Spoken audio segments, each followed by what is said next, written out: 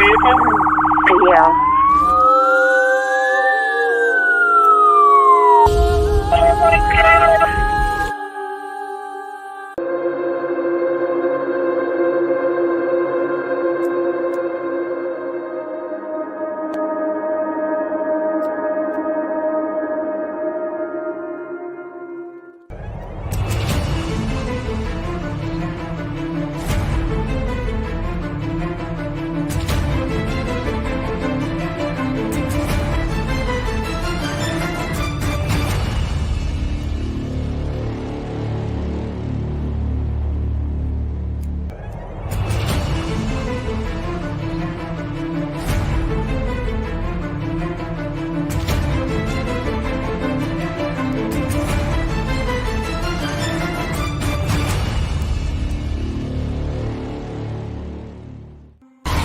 I'm at Race Church Road. I went to Waynesboro to bring this man down to this address. And now he's trying to force his way into a house. I'm afraid to move my vehicle.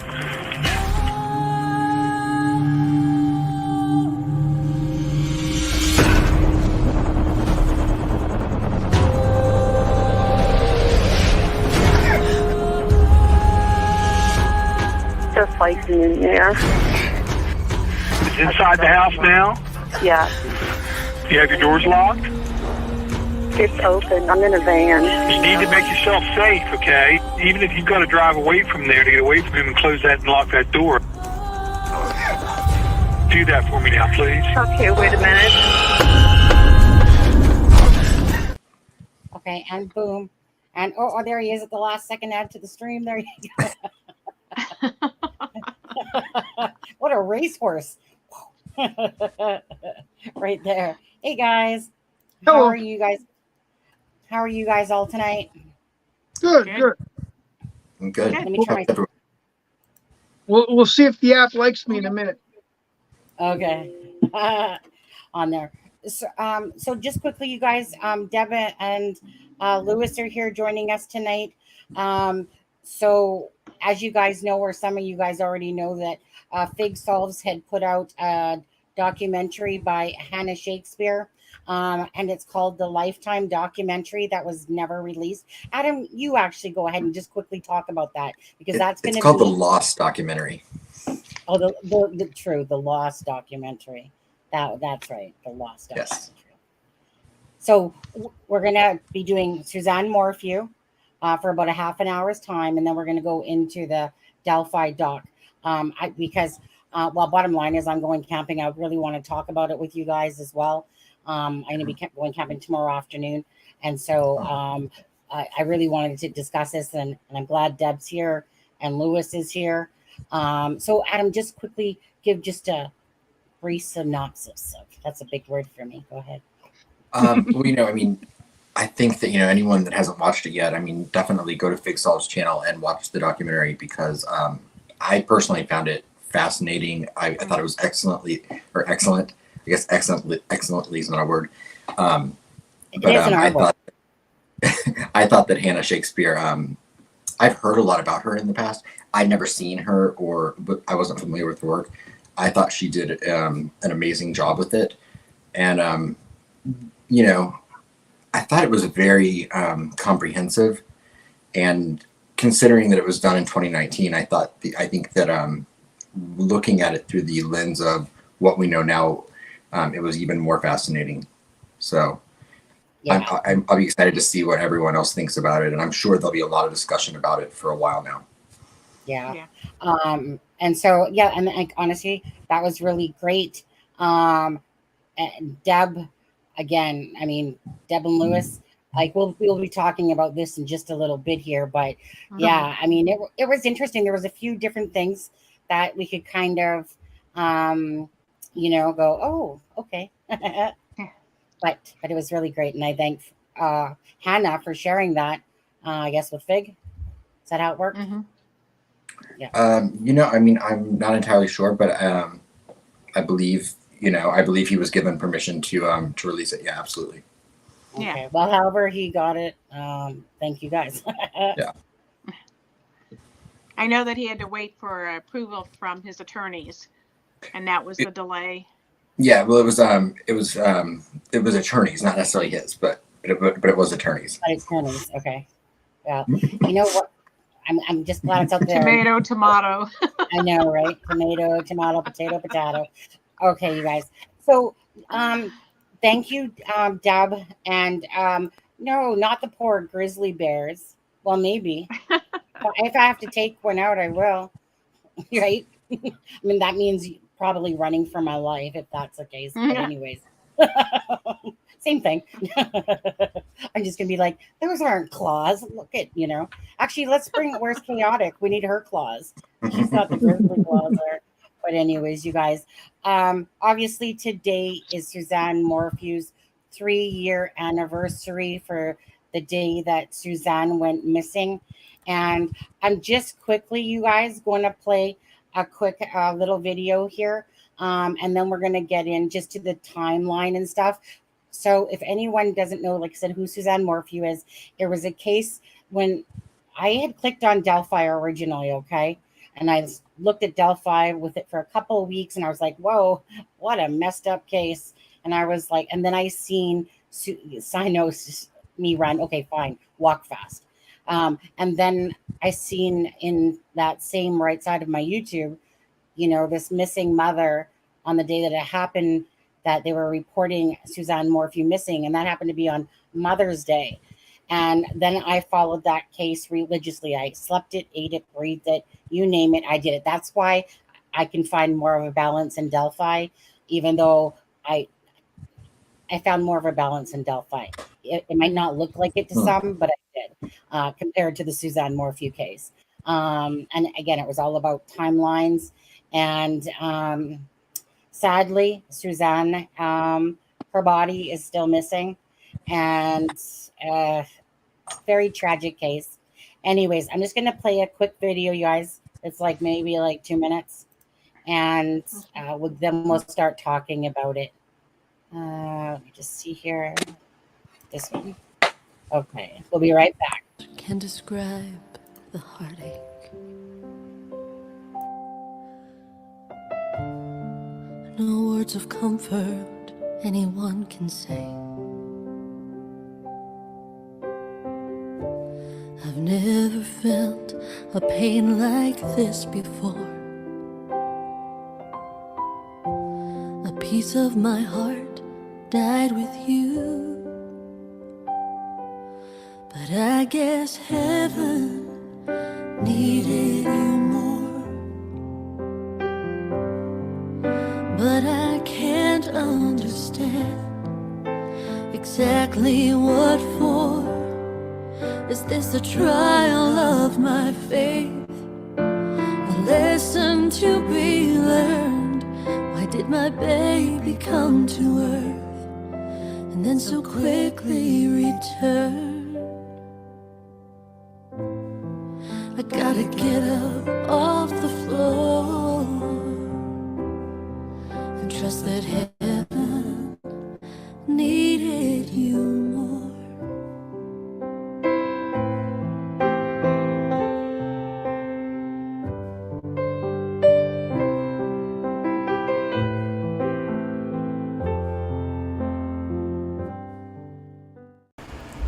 It has been nearly 3 years since Suzanne Morphew went missing in Chaffee County on Mother's Day. To this day, the body of Suzanne Morphew has not been found. Almost a year ago, the homicide charge against Barry Morphew was dismissed. The latest development in the case is that the attorney for Morphew filed an 83 complaint to the Colorado Office of Attorney Regulation Council. His attorney, Iris Enton, laid out 12 specific complaints against the 11th Judicial District Attorney, Linda Stanley, and 6 other prosecutors involved in the case. Now let's take a look at the timeline.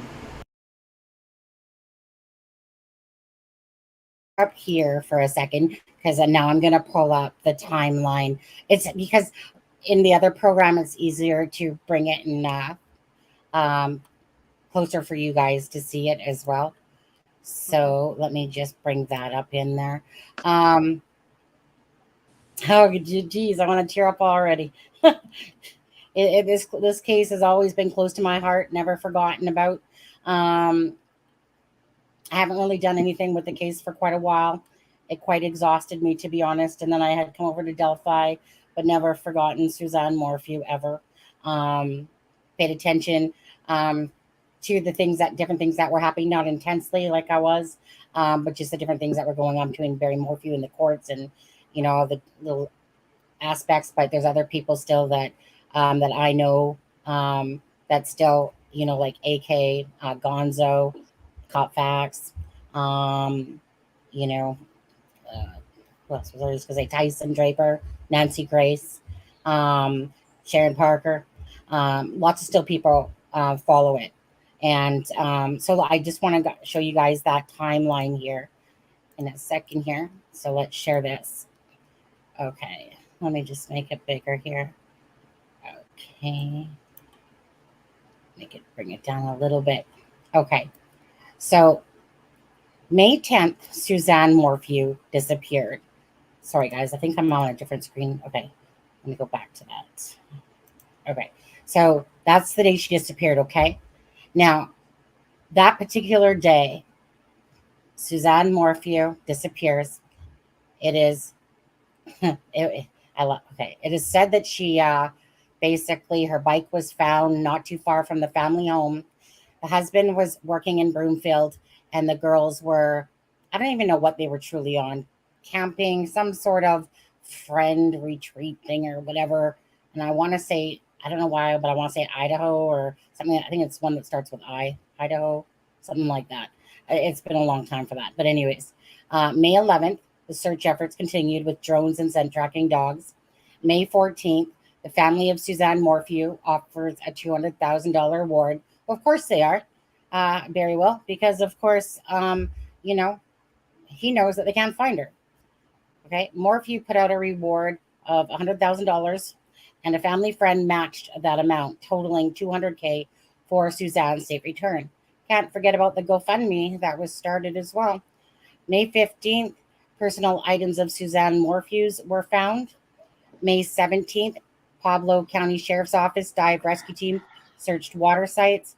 May 17th, Chaffee County, and this is in Colorado, okay, guys, asked residents to preserve video footage from May 8th to May 12th. May 17th, Morphew asked for a safe return of Suzanne Morphew in video. Okay, that's the pathetic plea video that Barry did. May 19th, Suzanne Morphew's home is cordoned off as authorities search the area around the house. May 22nd, residential property on the east side of Salida is searched. July 24th, 2020, neighbors want answers from police on the search efforts for Suzanne Morphew. On August 11th, Morphew speaks for the first time in 3 months regarding Suzanne Morphew's disappearance. Now, let me say this, that whenever Barry did do an interview, he never really stepped up. One, he was caught off guard by Tyson Draper, and the other ones, he was always very defensive in it. And I don't even know if he said her name once in any of those, to be honest. Brother of Suzanne Morphew asked for volunteers to help search for Suzanne. Yeah, remember that. Whoops, sorry. Co-workers of September 2nd, co-workers of Barry Morphew claimed he spent the night before Suzanne Morphew vanished at a budget hotel in Denver, which is Broomfield, and left the room reeking of chlorine. September 3rd, Profiling Evil. That's Mike King and whatever that other guy's name is. Team enlists volunteers in search for Chris McDonough. That's it. Search for Suzanne Morphew. September 3rd, Morphew responds to coworkers, claims about his connection to his wife's disappearance. September 10th, search continues for Suzanne despite silence from Chaffee County Sheriff's Office. Okay, sorry. September 24th, hundreds join Suzanne Morphew's brother in the search for Suzanne. September 28th, evidence is found near Suzanne Morphew's home related to her disappearance. That should have been the helmet, if I'm not mistaken. October 6th, Suzanne Morphew's home is put up for sale. October 15th, Dr. Oz speaks to Nancy Grace about disappearance of Suzanne Morphew. October 29th, private dive team arrives in Colorado. That's AWP. November 10th, Chaffee County Sheriff's Office writes note of thanks to the community and says, to preserve the integrity of this investigation, we cannot reveal all we have learned, nor all that we are doing as it relates to the investigation into the disappearance of Suzanne Morphew. March 4th, home of Suzanne Morphew is sold. May 5th, Morphew is arrested. And that's of 2021, okay, guys? Disappeared May 10th of 2020. He's arrested on May 5th, right? It's like they did that purposely, to be honest with you. May 13th, Morphew was charged with submitting presidential ballot in Suzanne's name. Yeah. So her husband, Barry, he literally forged her ballot document, you know. That guy's such a doofus. August 9th, investigators For reveal Trump. Suzanne. What? For Trump, yes. For Trump, yes. Yes. So August 9th, investigators reveal Suzanne was having an affair. August 10th, and that was with the spy pen. She had a spy pen, guys. By the way, that's how they knew. Truck phone data detail Barry's actions. September 20th, Morphew was released from jail on bond. September 20th, again, 130 pages of arrest documents released in Morphew case. On August 13th, judge rules Morphew can stay living in Maysville despite an ankle monitor not tracking. November 8th, new documents released in the Morphew homicide case. July 12th, Morphew requests a new trial date, change of venue in his wife's homicide. January 24th, judge orders prosecution release emails, documents in the Morphew case. January 25th, it has been hard and confusing time. Morphew daughters plead for the court to allow their father to visit. March 1st, one of the agents investigating Suzanne Morphew's death is arresting Barry Morphew says whatever, premature. Okay. So the district attorney for the 11th Judicial District dismissed the homicide charge against Morphew without prejudice. Because they're trying to find the body.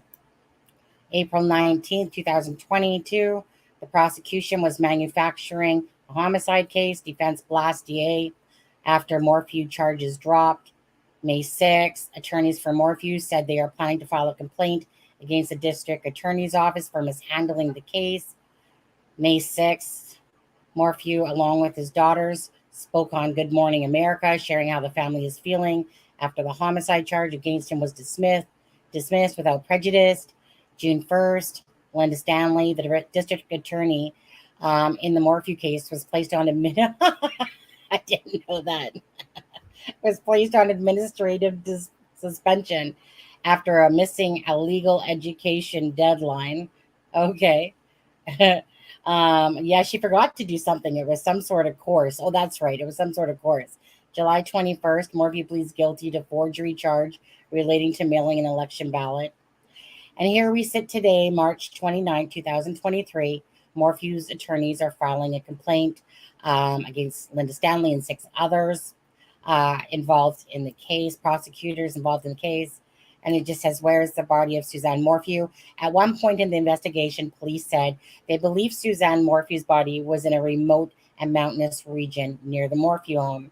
They said the weather complicated recovery efforts, but believed that they were close to locating her body. However, to this day, Suzanne Morphew's body has not been found. So that's pretty much. Well, what do we think of the husband? You know, who here, besides me, knows too much about Suzanne Morphew's case? Louis, Adam, Deb, at all? Not really? Kind of. Yeah. Yeah. What if It's been a while since I've looked in. It's been a while since I've gone down all the rabbit holes. But yeah, I mean, I know the outline and the structure of it completely. Yeah. Yeah. So just quickly, you know, just from everything I've read or whatever, if for anything that you have in your memory, of Suzanne Morphew or whatever. What do you remember about the case? Let's start with Deb first. I remember that the husband was really fakey when he did his plea for her return, and that I think somebody mentioned it in the chat too, that he offered a reward, but only for her if she was found alive.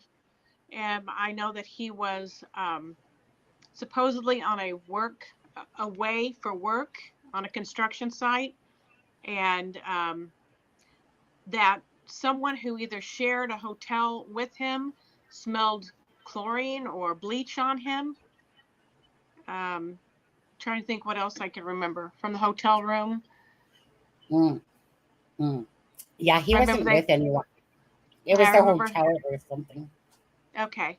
I thought it was another employee, but I remember they found her bike where she was supposedly out for a bicycle ride, and they found her bike abandoned. Is that right? Correct. Yeah, just kind of bits and pieces I remember about it. Yeah. What about you, Adam? Yeah, I mean, I think Deb, I think anyone that those things stand out definitely. What the first thing that brought me into Suzanne Morphew's case was I stumbled across the police body cam footage of them coming. It was nighttime. They were out there. It's when they found the bike and Barry Morphew. And I mean, I knew nothing about the case. I knew, I learned a lot more about it afterwards. But I remember sitting there watching it on YouTube, watching the body cam footage, going, this guy is lying his pants off. He's directing the police where he wants them to go. He's orchestrating this entire scenario, or trying to. And then when they were walking through the house, I remember there was something with some clothes, and I don't remember the specifics now, but I just remember being really, it really standing out that, like he was like walking them through the house, the police, and definitely, he was painting the narrative the entire time, how he wanted it to be. And he came across as completely narcissistic and disingenuous to me. Yeah. Then of course I later found out about the spy pin, about the girls. So sad to me how manipulated they probably have been in standing beside their father. And just what a beautiful soul Suzanne is. I mean, you can see it. I mean, in that video you played, which was great. She radiated life and grace, and that's probably gone now. Yeah. Did you want to say something there, Deb? No, I was just agreeing and saying yeah. I know it came out later on that she was having an affair, and I'm not one that I don't believe in affairs and stuff like that, obviously, but in Suzanne's case, not gonna lie, I don't blame her. But but in a sense that probably, that was probably definitely one of the things. Like, all this is going to be allegedly, okay? Because obviously he hasn't been charged. But let me quickly play that pathetic plea for you guys. Let me do that because Lewis, you don't know much about this case, right? Dibs and drabs. I mean, I was more interested in like the area around the house and the wooded areas and stuff like that. And I always thought the bike was planted. I didn't think that it was actual, that's where she was abducted. But yeah. I mean, the bike was an absolute distraction. It was an attempt to deceive. Yeah, it was a total crock of crap is what it was. And it was just, but anyways, let me play this for you guys quickly. It's just like a minute and a half long, basically. Okay. Week after a Colorado mom went missing on Mother's Day, is speaking out, asking anyone who might have seen something to say something. As Megan Alexander reports, the mom took a solo bike ride and hasn't been seen since. The husband of a mom missing since Mother's Day is making a dramatic plea for her safe return. No questions asked. However much they want, I will do whatever it takes to get you back. Honey, I love you, and I want you back so bad. Mom of two, Suzanne Morphew, vanished after going for a bike ride along this Colorado trail. Her husband, Barry, a volunteer firefighter, was said to be 150 miles away in Denver when she was reported missing by a neighbor. Oh, Suzanne, if anyone is out there that can hear this, that has you, please, we'll do whatever it takes to bring you back. We love you. We miss you. Your girls need you. Barry Morphew and a friend are offering a reward of $200,000.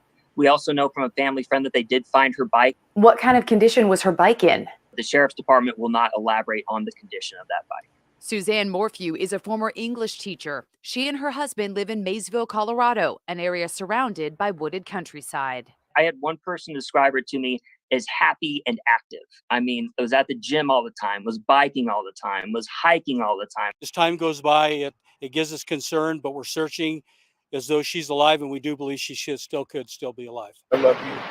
I want you back so bad. Okay, right. And I think we can all safely say, like, to the hand, Barry, to the hand, honestly. I know that one actually didn't play it right through. That was the video. When I first saw it, I was angry. You know, right? It's the angriest I've been watching a video, you know? And that's the one where I poked my husband, you know, and was like, husband, he took out his wife. Well, I said the M word, but of course. I'm like, listen, like, he's so fake. You can see right through him. He's a nurse. Like, he's just a lying POS, yeah?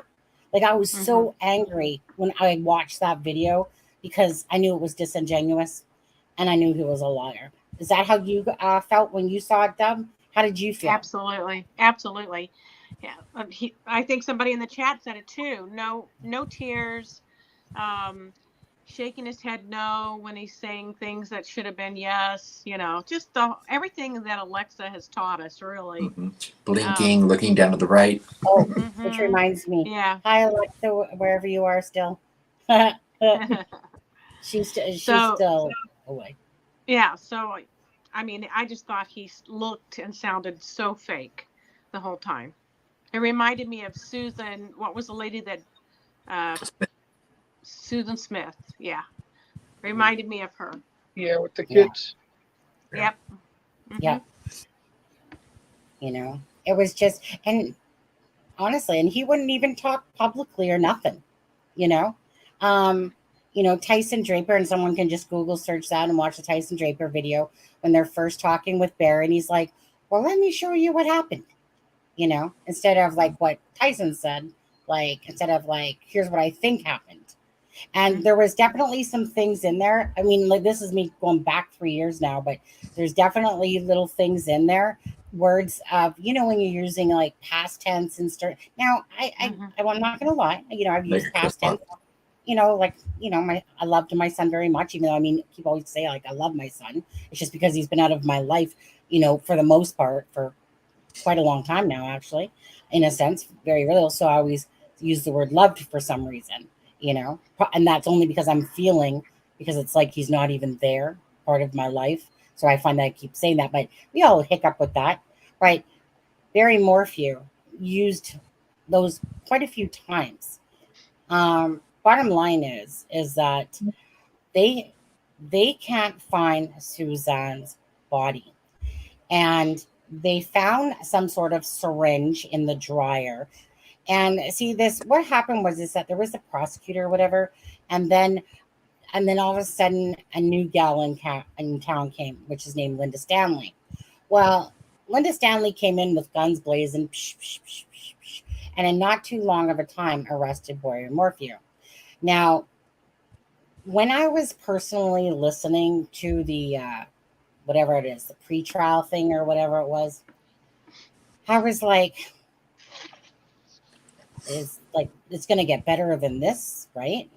Like what they're talking about is like weak, like this can't be the strong evidence, or at least some good evidence, right? And that's pretty much what happened. Basically, that their prosecutors' butt got handed to them, basically. Lack of evidence, lack of procedures, lack of whatever. And so, yeah, the case. Basically, they had to, in a sense, whatever you want to call it, Lewis, when you retract the case so it can be tried at a later date, whatever that word is. But like what you were just saying with what happened there, though. A lot of times you'll get a prosecutor that just feels cocky enough that they think they can get them to confess, and they don't care about how they're like tunnel vision, blindsided because their ego is so high, they feel that they can't fail, and then it's a perfect example of what happens with a situation like that. You get somebody that, if they are guilty, they're just strong enough to where you're not going to break them. Yeah. I have a question. Yeah. So you said they found a syringe in the dryer. Did they ever come out and say if they were able to tell what had been in the syringe? Were there any traces of any kind of drug or anything? No, I don't really know. Like I know that at the time the whole thing was like the defense's thing on that was Barry was shooting squirrels. I think that there was about 30 pings on his phone, and that Barry was shooting squirrels. No, that's because he was chasing his wife around the house trying to get her. Yeah, allegedly, but I don't know about that, Deb. I don't think so. I don't think so, but I don't know for sure. He was shooting squirrels with a syringe. What? I'm confused. Yeah. So it was like a little dart thing. Dart, yeah. I remember they released the name of, because he owned one because they were having squirrel problems right in the yard, and they were tearing up something they built or something they put in the yard, and so he had some device that he used that was like, I don't know if it was like a blow dart thing, but it was like a little dart thing that had tranquilizer on it. Okay. Yeah. Let me rephrase, because so a tranquilizer was found in the dryer, yes, but see, at one point Barry's phone's pinging like freaking 50 times. That's where they believe that Barry Morphew was trying to shoot Suzanne, probably successfully, with this dart, to obviously put her to sleep, and then possibly, perhaps, hypothetically, whatever else that they did with her, or he did with her, perhaps, hypothetically, on there, because it's just one of those things. It's like, I know that we heard not too long ago that, lots of times, like, there's cases that are very successful without the weapon and stuff like that, but it's very hard without the body. And in Suzanne Morphew's case, they believed that she was up somewhere in the mountains, and that was kind of going to buy them some time. Like, that was their reason. That, if snow's kind of covered, we'll go back there and look. Honestly, I don't know that they'll ever find Suzanne. I never felt it back then, and I feel like it's one of those Anna Walsh things. Yeah. That what Barry did with her. I still feel myself. I still feel that Barry Morphew still put her in the cement in that house that he was working on, because when Suzanne Morphew disappeared, okay, his wife's missing on the Sunday, and he goes literally back to work to put the cement down on that house that he was working on. Like, not too far from them, not like 15 or 20 minutes or whatever it was. They call it this beach house or whatever. I still feel like Suzanne Morphew is there. That's why I feel. Did they use any kind of equipment at that house to, because there's a machine they can see underneath. Did they do that? Yeah, I mean, like, they did all that. They really came up with not a lot, to be honest with you. I can't remember personally all the details too much anymore, Deb, like I used to know. Because they can X-ray through concrete down to, like, I think it's like 2 stories. It's really fascinating. I mean, they had cadaver dogs, and the cadaver dogs. I think the cadaver dogs hurt or hit 3 times. One was at that house near the back, I believe it was. Another one was on some sort of tree. But that was in another home that there was another property that he had. And I believe there was 3 total. I just know that one was at that one house that I'm speaking of. But again, and this lady was nice and gracious enough to bring out her cadaver dogs for it. And I think that they thought they really had something with the one hit. But nothing ever really became of it. Well, obviously nothing became of the case so far. I honestly can't tell you about the ins and outs anymore of the case because, like I said, I haven't really followed it. But at the time, like Delphi, if you stop watching or doing it after a while, then, It's funny, they checked mine shafts as well, didn't they? Yeah, they checked mine shafts. I mean, remember, so basically Barry Morphew, right? Like I can't remember the whole timeline anymore, but I remember the boyfriend. I remember one of the girls' boyfriends being there, like at the house when the police showed up. And he was kind of like, oh, they're gone. And I've always thought that was interesting that they had that kid, yeah, a part of it in a way. Barry Morphew, I remember saying he gave his wife a kiss and it was about 5:00. Now, I believe his vehicle was already on the move before then, and he was dispersing of garbage bags in that Broomfield, Colorado area. They had camera footage where he was like going out of his vehicle and then like putting stuff in garbage bags. But by then it was too late, right? Because the bottom line is kind of like unfortunately like Anna Walsh there, right? If this part is there and this part is there, well, oh. Did you get rid of that one already, or do you want me to? There we go. Block. I mean, I think it's funny. I know. Like I said, I knew the ins and outs a lot more. That part sticks out in my head about him throwing away garbage bags, meaning he was probably disposing of different things, either whether it was fun or different articles, any evidence. Like bottom line is, so Barry listened to true crime, okay, and on that spy pen, he was actually listening to the same type of situation where this woman goes missing, and the bike. The bike is a total plant. It's a total lie. Barry was thinking, he was just pushing out stuff, right? Like that she was abducted by basically to do with SA traffickers and stuff like that. I mean, he was pushing the stories different ways. And yeah, you just, like I said, it was just a crock of crap. He never really spoke into the media. The only time he spoke is when he felt like he was being attacked, Wow. And Suzanne, so Suzanne ended up having having an affair. He knew it. I was part of the demise, I'm sure, because of the money thing and everything like that. And it's kind of, Barry, you can tell is a total narcissist. Like he's that person. You know what?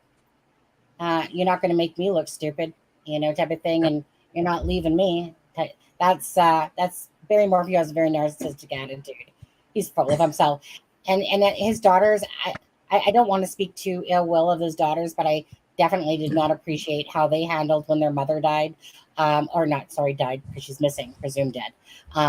She's dead. Okay, guys. Unless she pops up in Mexico going, hey, no, not going to happen. But the daughters, like, for someone that was missing, but they obviously must have known something else. They weren't posting, like I said, they weren't posting some nice pictures of their mother, like help find my mom, help nothing. Okay. You never even heard from them really. Tyson, I believe, finally talked to Mallory, yeah. But honestly, and I was just insulted because the pictures that they had on their thing were from when they were on vacation, their little skanky bodies. And I'm just like, if that was my mother, you don't think my mom's going to be my first face on my social media? No, but like that was the thing. His side of the family, they weren't doing squat, for Suzanne Morphew. Like it was just a joke but I guess, right? I mean, they don't believe you did it, but I can understand that the girls aren't believing. But when it just didn't feel like that they were sticking up for their mom at all, And one of them was definitely a daddy's girl, which was Mallory. I think the other one was more of the mommy's girl. But it was just good point. disgusting. What? Kelly, that's a good point. If you remember, it was May of 2020, and I think everyone remembers what was happening in May of 2020. So it would be very hard for her to have gotten into Mexico if she is alive and thriving somewhere in another country, because we were all on lockdown. That's true. Proud about that. To be honest with you, I mean, I can't believe it's already been 3 years. Yeah. Like I would say 2 years, but it's been like 3 years already. Like I said, Lauren Sharf, she covered the case, like real religiously. She covered the case. So props to Lauren Sharf. Now she's not with the news. She left that job like a few months back now. Oh, probably, a few months back now anyway. Right. She was like, and she still follows the case. And she still, I think, probably talks about it here and there. But the company who she worked for, I remember, Fox News. Like, honestly, like, it was almost like, it was almost like, why are you reporting on this story? Like, okay, no big, you know what I mean? Like, I don't know how to word it, but it was almost like, here's this story that you want to keep covering. And they're like, like almost like, it was that feeling of like, nobody cares. Like, like type of thing. Like, like they didn't support her. Let me put it that way. They didn't support her behind the case. And that was really sad. She did some really great, live or interviews and stuff like that. So only because she's left Fox News now. Now she's doing something. I think she's like a teaching of some sort. Yeah. Anyways, it's an odd switch. Hey, that's a very odd switch. Well, no, I'd have to go back and look what Lauren said to me, what she's doing now, because I had asked her if she wanted to come on a live, but at the time she said, well, I'm just changing up jobs and I'm just doing this, but in the future I will. And to be honest with you, if I would have thought about it ahead of time, which I didn't, I would have said, oh, right, Lauren, like, hey, come on the live, talk about Suzanne. But at the time, like I said, she was just doing whatever, and she wasn't really talking about Suzanne too much at that time as she was transitioning over and stuff like that. They put a lot of work into it. So like I said, there's a lot of people that do follow it still. Mostly they kind of left following me here because I wasn't really covering it no more. And then I was doing Delphi.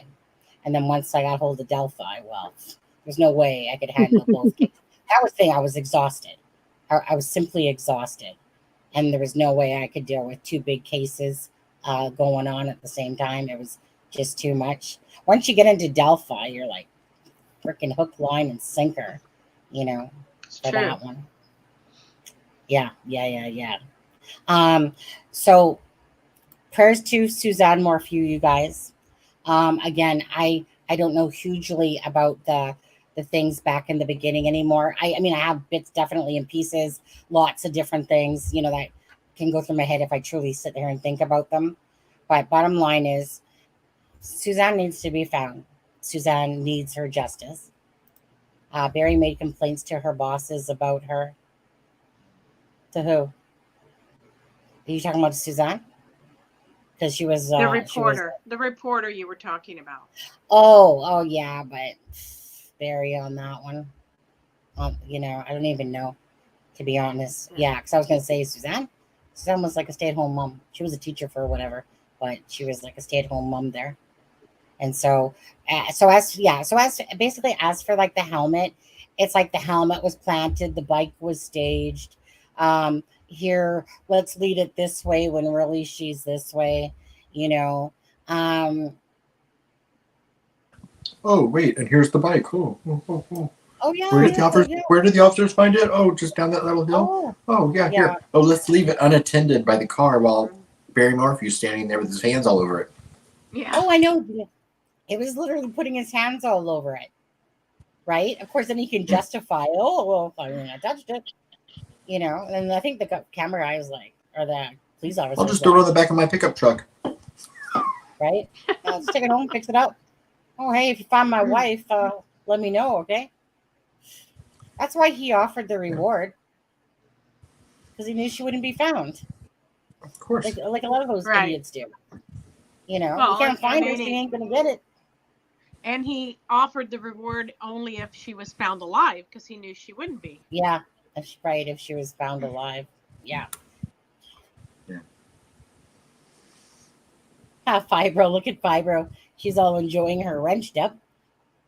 Hey, Ray, did you know with the wrench you can see what people post? Is she threatening you? Is that what she's doing over there? I better behave. Yeah. She got a little power now. Yeah. Okay, you guys. So we're going to move on to Delphi. You guys, I'm sorry if I have to rush things a bit here, but we're going to move on to Delphi, to the documentary. Fig gave us okay. Can show you guys some clippings from it and stuff. So that's exactly what I'm going to do. And we're going to talk about it. And I have to prepare a bunch of stuff for camping tonight. And I don't want to leave myself. I know me. I try to act like I'm all going to be organized and crap. And I'll have it ready. I'll probably lose sleep, but I'll have it ready. But I'm going to try, because I have to still make hamburgers tonight so I can pack them up and make them, literally make them and cook them and stuff like that too. But anyways, yeah. And Adam, if you had an air fryer, they would cook quickly. Yeah. Yeah, plug it into your vehicle when you're camping, right? Yeah. Okay. So let's go over to this, the documentary, guys. Let's do that. Oh, actually, let me just show this for 1 second. Sorry, let me just cancel. I do want to show you one thing, just for 1 second with Suzanne, before we move off of this, just quickly. Okay, so just quickly, Morphew House is right here, the residence. Okay, the bike was found here on this little tiny bridge, before kind of like this main highway. And her blue helmet was found up here in this area. I know this is a bad picture, but it's the best one that kind of I came across that kind of just went Morphew House, bike, helmet. Okay, guys? So I just wanted to quickly show you that there. Okay. Now, I didn't even know we were off the screen there. Okay, now let's go to so hopefully with Suzanne, I'm not, honestly, you're gonna have to pray for a miracle, you guys, on this one. Yeah. Because yeah. Where's Figgy's channel? Okay, right here. Share. Okay, so hold on, I'm not gonna play it all here. I'm gonna start at 3:12. So Hannah Shakespeare is the person that's talking in here. Last moments of their lives. But this story doesn't start here. So let's rewind. Okay, so let's go to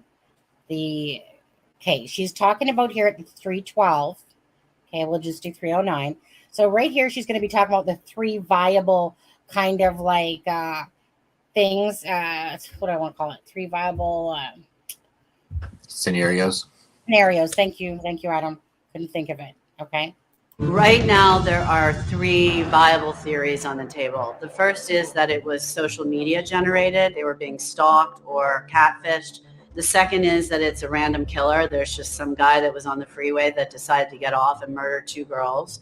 The third is that it's meth related. Delphi has a big meth problem, and meth is cooked in that area. So it's possible they were at the wrong place at the wrong time. My goal in going to Delphi is to debunk the theories that don't add up and get to the truth. It's not going to be fun. I'm going to knock on doors. I'm going to talk to law enforcement, but I got to do it because I need to get more information released to the public. That's what I'm going to do. Was going on. Yep. I'm just going to some of this couple of spots and we'll talk about some. So that was just 3 scenarios. Okay. Now, this is when she asks them to set the stage for me. Basically, you know, the timeline in a sense a little bit on this next part. So what am I at here? 5. Okay, we'll get into it. I'm in. Let me in. I want to go. I want to do it. Enthusiastic. Oh, very much so. Lots of laughter in our house. If you guys could just maybe sort of set the stage for me. So Sunday, Abby came over here. The girls spent the night upstairs. They were painting and they did the musically and they sang songs. I mean, they just, the stuff that they do. They're just being kids. And they didn't have school on Monday, so they slept in. They didn't get up till probably 10 or so. Kelsey came down and said, I'm going to go on into work. Well, as soon as Libby heard her say, hey, I'm leaving, she jumped right up and said, hey, can she take us to the trails? And I said, you're going to have a ride home. She said, well, I'll just call Dad. So they left. They left here about 1:30. And Kelsey dropped them off. It was around 1:38. Then Derek called. It was at 3:11. To say, hey, I'm getting close. You guys head up so that I can pick you up. And she didn't answer, so he left a message. And then he got there and he called again and said, hey, I'm here. Where are you? She didn't answer. And by 3:30, he calls me and said, Mom, Libby's not answering her phone. Will you try call? By this time, it was getting close to 4 o'clock. And we knew this isn't Libby. And that phone is tied to her hip. You know, she doesn't put that phone down. So we knew right then something wasn't right. I started walking and looking as well. And then she asked me to call the police. So by this time, friends were calling and people just started showing up, searching. There's flashlights just flashing all over Delphi. Somewhere they kind of called it and said, you know, hey, we need to reconvene in the morning. Got a few hours of sleep. Then went back in the morning. And then I overheard on the radio that they potentially found the girls. My sister come running up to me. She just kept saying, I'm sorry. I'm sorry. And then that's when we saw the coroner's van go by. There's only one reason that a coroner's van goes by. So at that point in time, without anybody telling us anything, you could put 2 and 2 together. Everything's kind of a blur at that point in time. You're just numb. You're just going through the motions. You go home. I think of what the last half hour, those girls' lives were like. Nobody should have to go through that. And it makes me angry.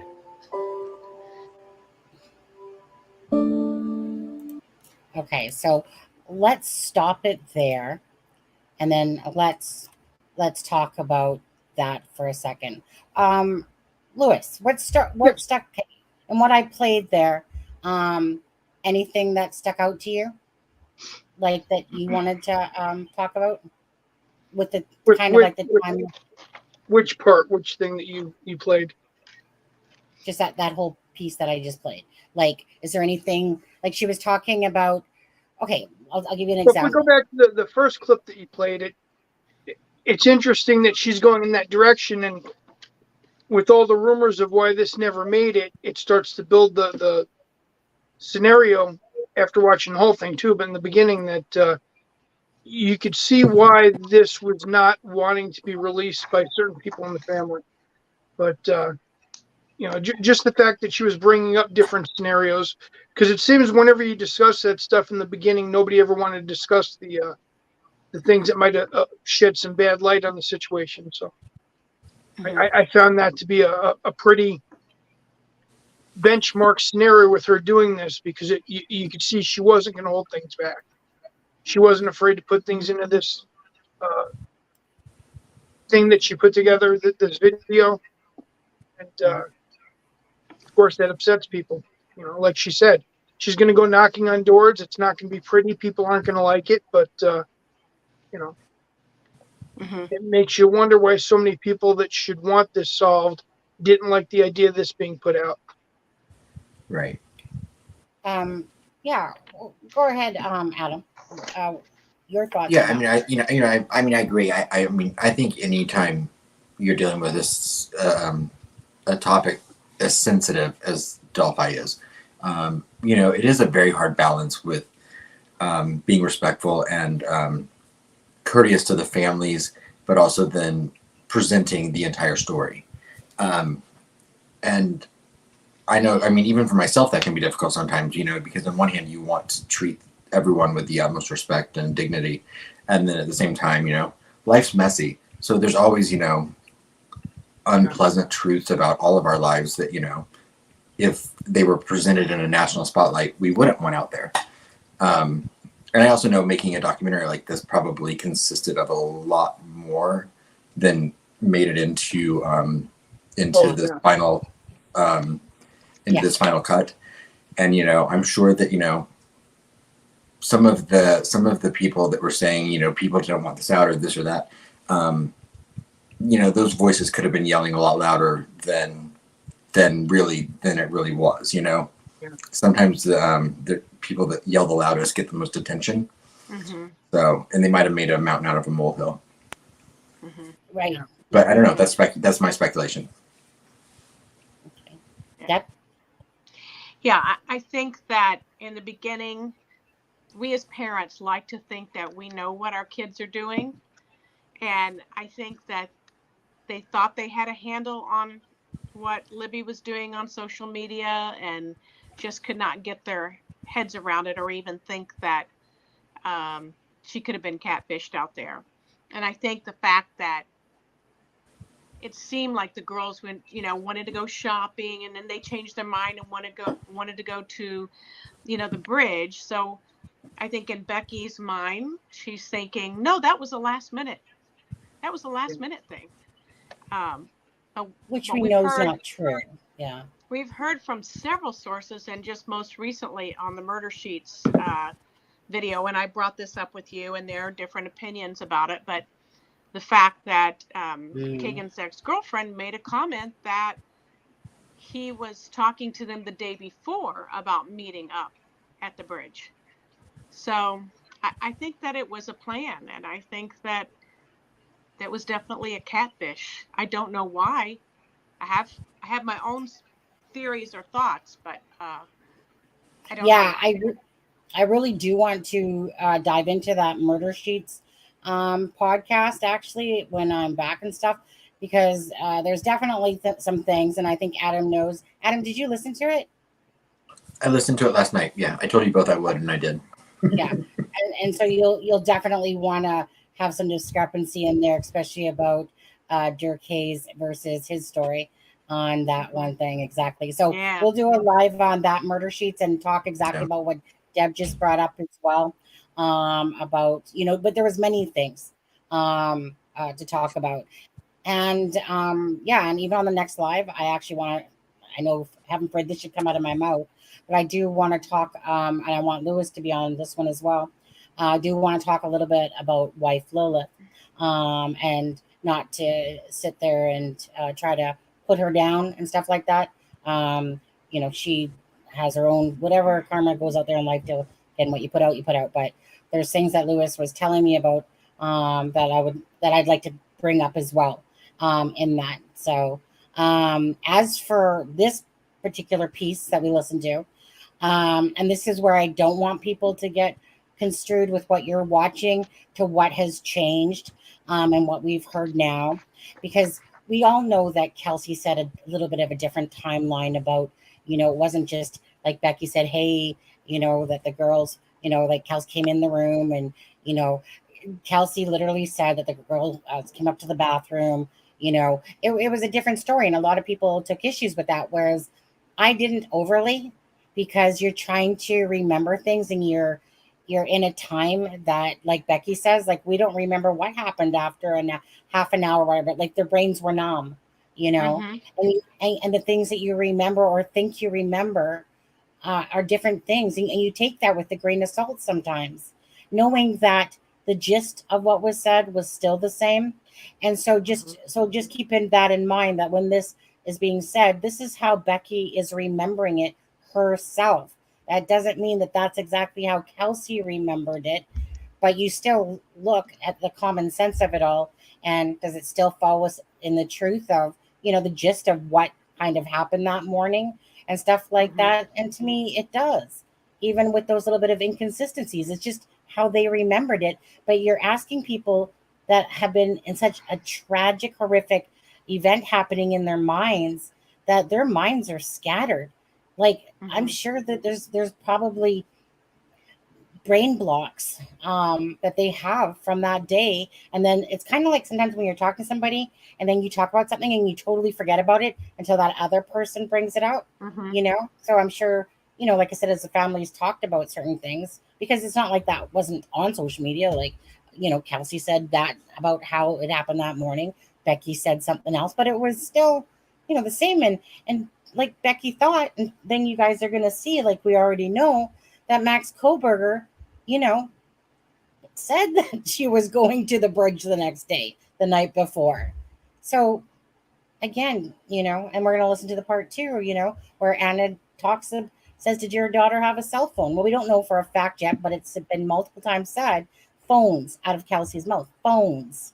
So we all know that she had a Facebook, but Anna didn't know that.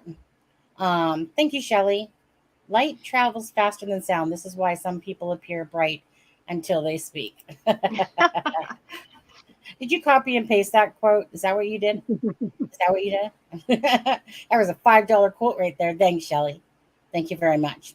So at the end of the day, just like we're going to see in the video, they're talking, and then the minute they really, you can. Well, I'm not drunk. Thank you very much. Super chat, $5. Thank you. Oh. Light travels faster Thank than you. sound. Oh, we gotta This listen is to the why quote. some people appear bright until they speak. Yeah. Thank you so much. Thank you so much. And hey, Queen of Ostidium. Oh, hey, Queen. How are you? What always gets me is when you can tell when the moment it hits them, when they're talking, that they're thinking exactly back to that moment, and then they start welling up with tears, because as they're talking about it, they're thinking about that. Like, well, in this case, both Abby and Libby, but Libby, and you can just see when it hits them when they're talking, and we'll see the same thing with Anna, and it's like they're talking, bringing up the nice memories, and then all of a sudden it hits them, and pause. it just kills me, every time.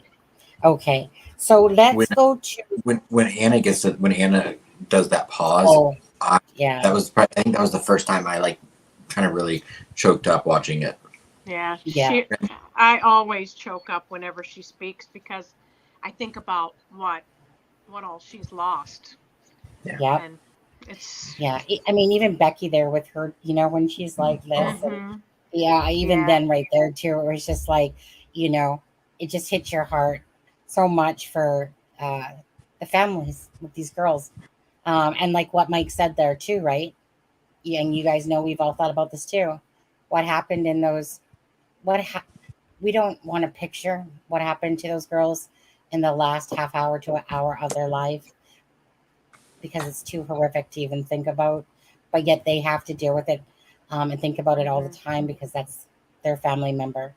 Even if we do, it's nothing. It's not the same unless something like that's happened to you. But anyways, let's go. I'm going to take this down for a sec. Thanks, Dan. Hey, Ben, how are you? Anna lost her future. Yeah, well, exactly. Exactly. So we're going to go to the 9:50 time mark now. And that's where, right here, where she's talking to Anna. Across the bridge, and if I'd heard about that, that would have been the one thing. She'd have been. Nope, hold on. My bad. Nope. We had an agreement that when she finished 8th grade, that she would get one. She negotiated considerably for that. So going back to the day when the first calls came in that they were missing, it was believable that they could have gotten lost initially? Oh, absolutely. They were just missing. We were upset. We were bothered. It was cold. I was at the fire department waiting to chew her out as soon as they found him with her jacket because they were going to be cold. And Pastor Todd came up to me from the building. He was like, "Hey, has anybody talked to you?" And I was like, "No." He's like, "I'm going to need you to come upstairs with me." And they brought me upstairs and they told me that they had found what they were pretty sure was the girls.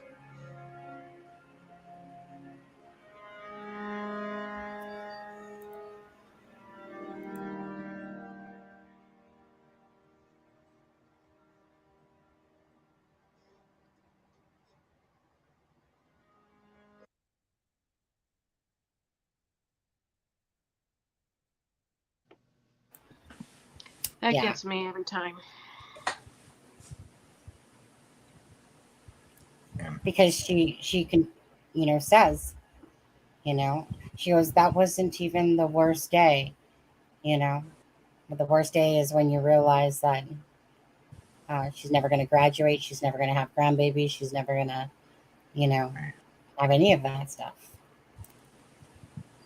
Yeah, I mean, and I think anyone that's experienced loss or grief can understand that, sometimes when something first happens, you're overwhelmed with the totality of it all. But it's those little moments later that like really sneak in and catch you off guard.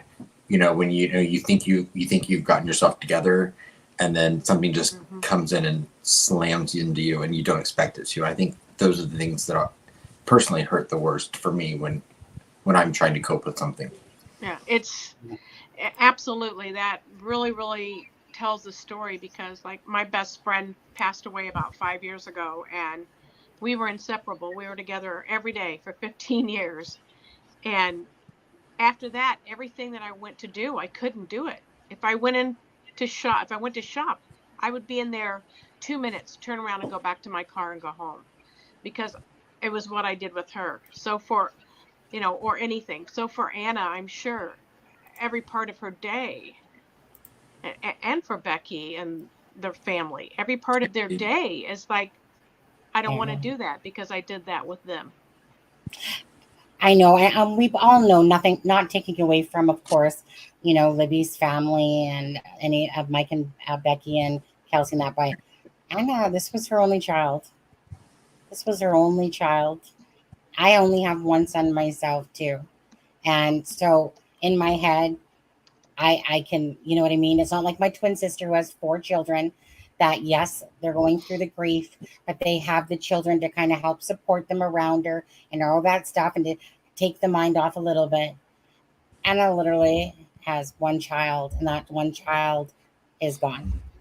Simple as that. She's gone. No grandbabies, no nothing. Yeah. It's a hard pill to swallow. So, yeah, and that's not, you guys know that that's not to take away from the others, but having one child, right. Just hard. Yeah. Okay, so let me go back to add it to screen. Take this down. I'll let this play out. And even then, that wasn't the hardest day of my life.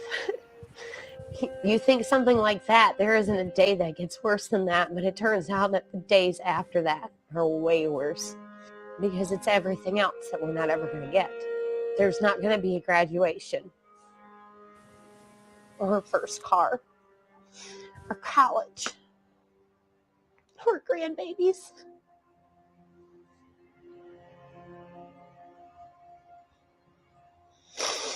She'd have been a really good mom.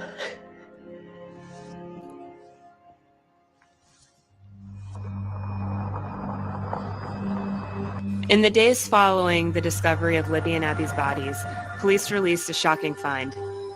Libby had captured an image and an audio recording of her would-be murderer just moments before her death.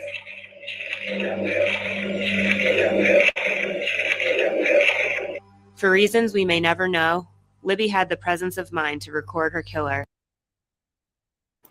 let's stop that there for a second. Yeah. That was heartbreaking to listen to the rest of that, of course, with Anna. I heard "Go Down the Hill." Yep.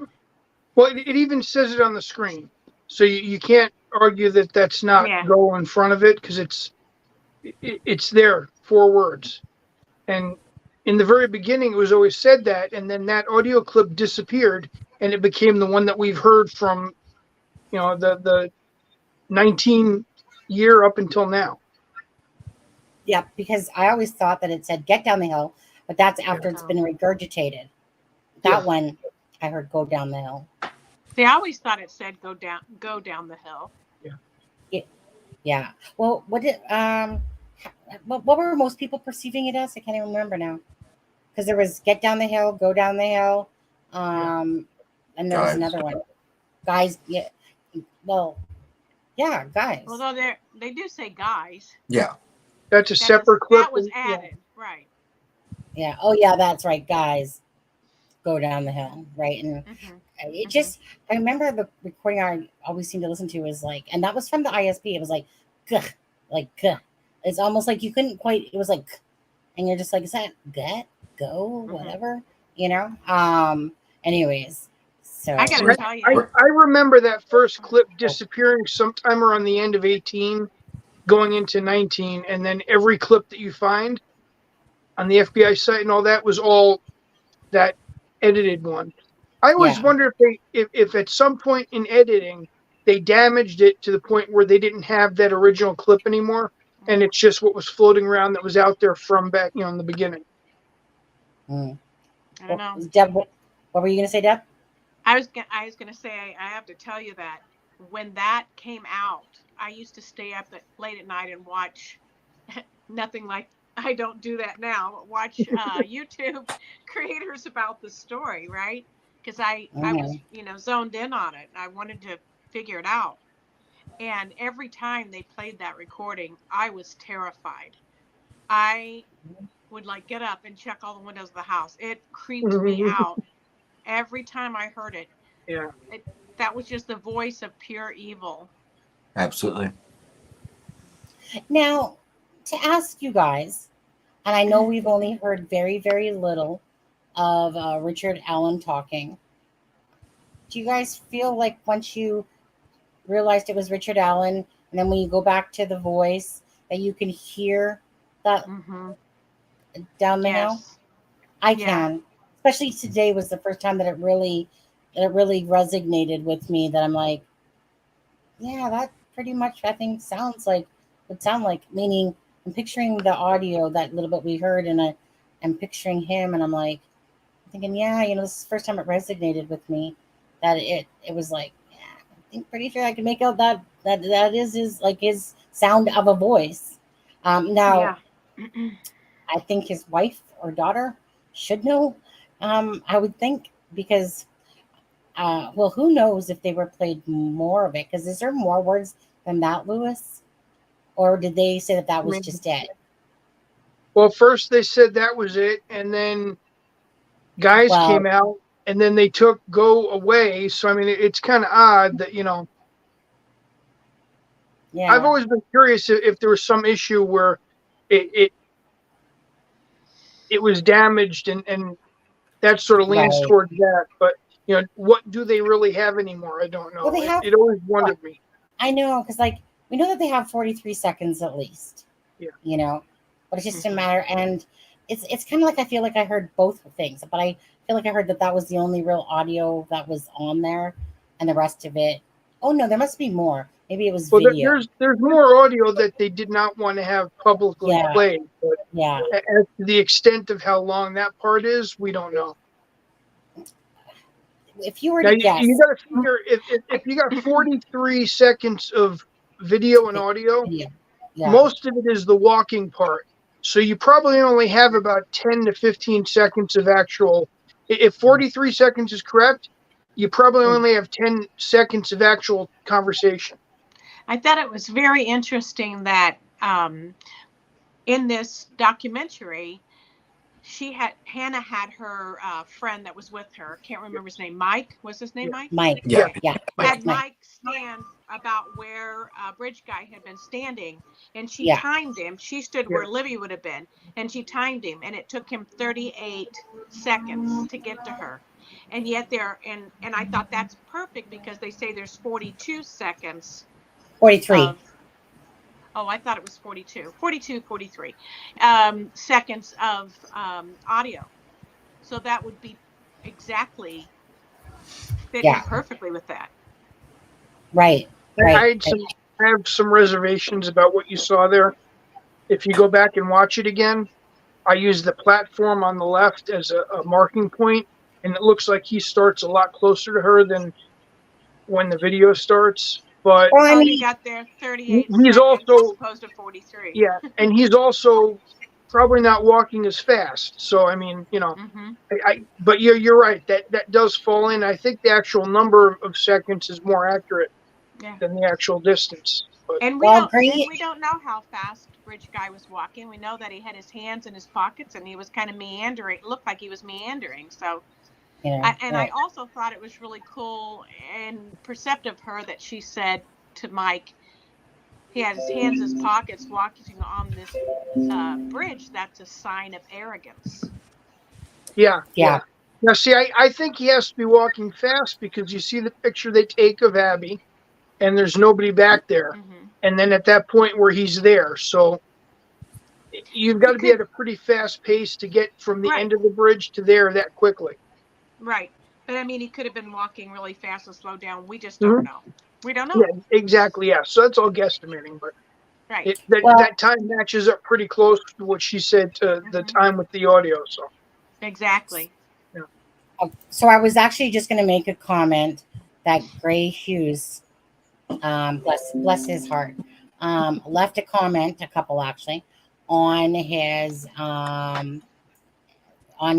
video because I seen them, and he said something about it being like 60 feet, which from I mean, I know that Gray Hughes knows that he owns that whole thing. but I just remember, like he said something like, I don't know, something about the 60 feet mark or whatever like that. Anyways, I mean, you guys can go look at his comments on Fig's video. He had put them out there. I just happened to look down and see it. And I was just like, oh, well, welcome, Gray Hughes. Correcting people. Did you read Ben's? What did Ben just typed? Aspen Gray wants to know what you type. Why you type boobs and boobies in chat. Did you do on that? Monday night? Did not do that. Okay. That's funny. All right, let's go back to it, you guys. All right. I would only type boobs and boobies in Tom Webster's chats. Yeah, right. And to this day, the evidence she provided is the best we may ever have. I need to know what happened in the woods that day. You saw the bridge guy coming toward you. Isn't that weird? Then when did the police reach out? Never. Law enforcement never contacted me.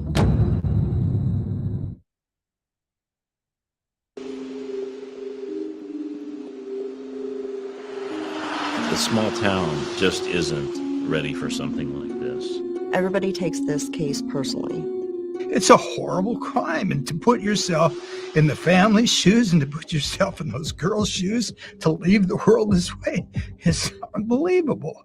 I hear the voices of the people affected wherever I go. It's difficult to be in Delphi and meet the families and the members of the community without feeling their grief. Their voices echo in my mind, and I wonder which small detail told to me might seem insignificant at first, but then provide the key as to who committed this heinous crime. Right now, we're going to see the one witness who saw Bridge Guy and is actually willing to speak to me on camera. I don't see her. This girl is the only one that can place Bridge Guy on the location at a specific time and thereby set the entire crime flow to the murders. That's her.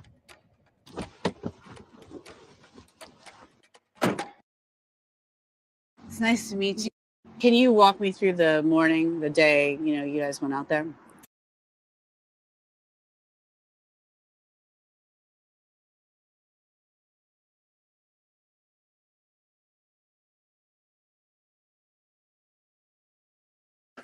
Sunny, are you muted? Shit, was I muted? Yep. What I said was, because the wording goes by really fast, I'm going to pause it and just quickly read it. Just because it goes by fast, because it's not like she's saying it. It's just done in text. So it says, it was really nice out and the sun was shining and it was like a good day to go and take pictures of the high bridge because I always take pictures out there. So you're hanging out down there, and then you were walking away from Monon High Bridge, and you saw the guy that we now know to be Bridge Guy coming toward you.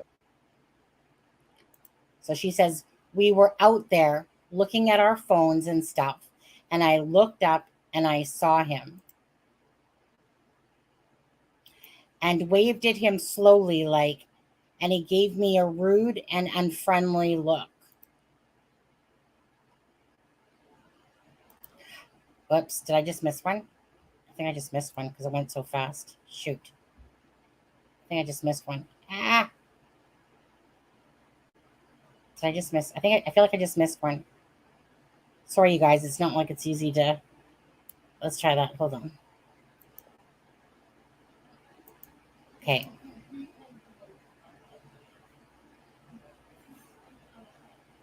Okay.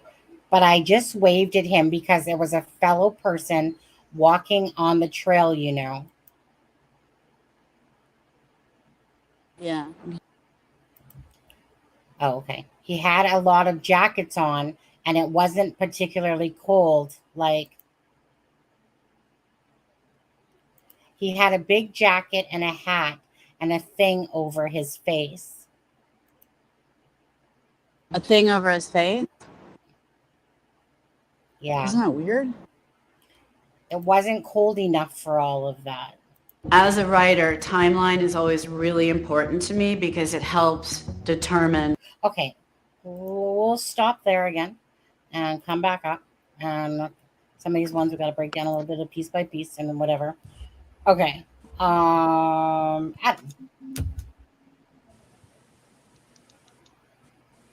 Adam doesn't listen to me. Deb, what's your thoughts? What? What we just watched.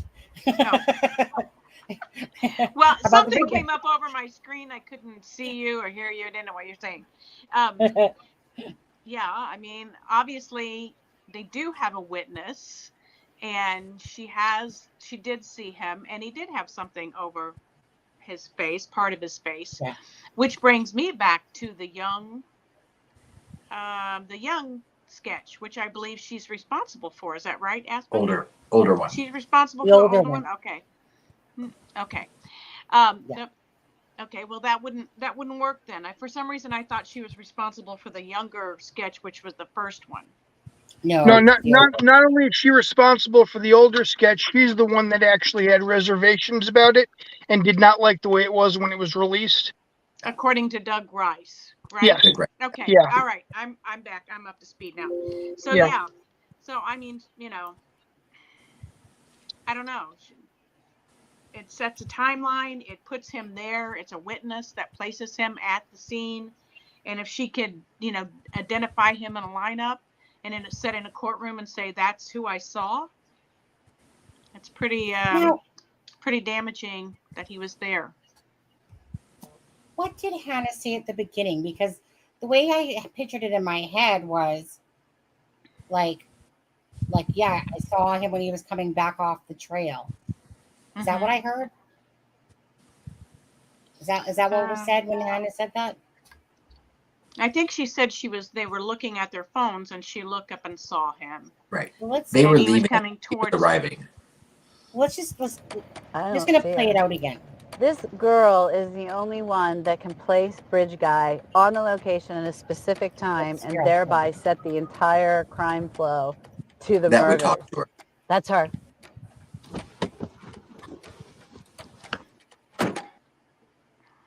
It's nice to meet you.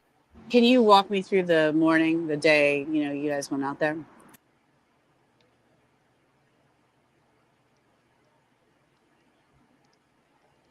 So you're hanging out down there, and then you were walking away from Monon High Bridge, and you saw the guy that we now know to be Bridge Guy coming toward you. Okay, that's the part that I'm talking about right there. Yeah. So So she they said, had already been to the high bridge, and they were walking away, and he was coming towards High Bridge. right. That's why I was confused, Lewis. Like, because when they show the little mappy thing, you know, they show it to the Freedom Bridge. Right. But if you remember in the affidavit that the PCA for Richard Allen, I mean the witness, you know, that we're you know we have more context in that now because we know that it lines up perfectly with what this person is saying. Yeah, but oh no, hold on, that was the Ron Logan affidavit. That's right. Yeah. Okay. Let me hit play there again. Let me just. Hey, you guys have a good night. Cammy, yes, it is. Yeah.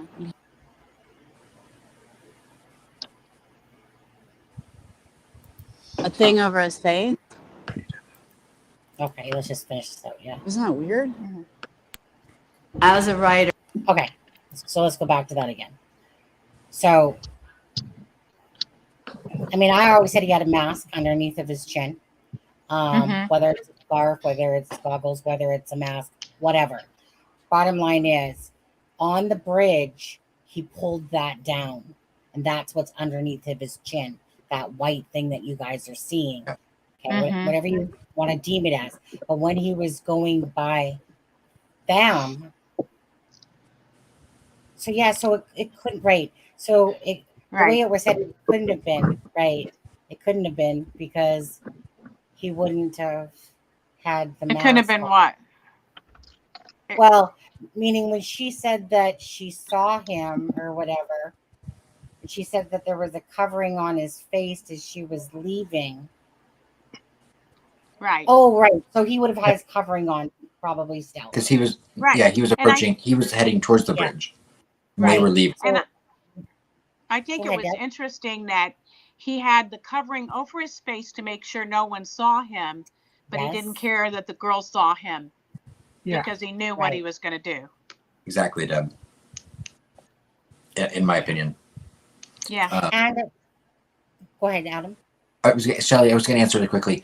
Yeah, Hannah earlier in this said that this girl was the only one that would talk to her. So she, you know, she's not. When she said she's the only one that can place him there, she, you know, she's referencing that would talk to her and agree to be interviewed. But we know from the PCA that there were three. That she was one of three. You know, young girls that were together on that day. And there were other and women as well, but she's one of the three girls that they talk about in the PCA. Yeah. I remember early on people saying that she had said that she really made note of him and made eye contact with him, and he looked kind of, I guess that's where the creepy phrase came from. Looked creepy. And that he studied them and looked at them and then looked away. Yeah. So maybe to make sure one of them wasn't Libby or Abby. I don't know. Yeah. I mean, at the end of the day, there was in the affidavit. I mean, you have to remember again that this is said before the affidavit came out. Okay. So we know that 4 person saw him on the first rung or whatever you want to call it, platform, on the first platform, and that's where he says he was looking at fishy, you know, and that it was about 50 feet away or something like that. That you know that she had saw him. But keep in mind that when you're watching or listening to these things, because obviously, this is before the affidavit. At the very end of this documentary, they pull out the Ron Logan affidavit. So the actual affidavit, right? That wasn't out yet. Well, at least not to us. So let me play. So what time am I at right now? That's 14:51. Okay, let's go to 15:45 when Mike is introduced. Pretty much here. Okay.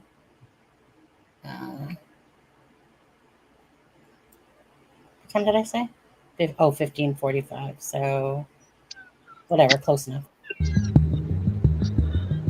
So now we can go through all the locations that we know for a fact we can pin. That is not Here, that's in the Mike, is video. where the girls get dropped off right here. This is Mira's property, and that was at 1:38 in the afternoon. The girls came this way. They walked from here to Monon High Bridge, and then at 2:07, it looks like Liberty, from the point of view of where the shot of Abby was taken, she was almost across Monon High Bridge on the south side.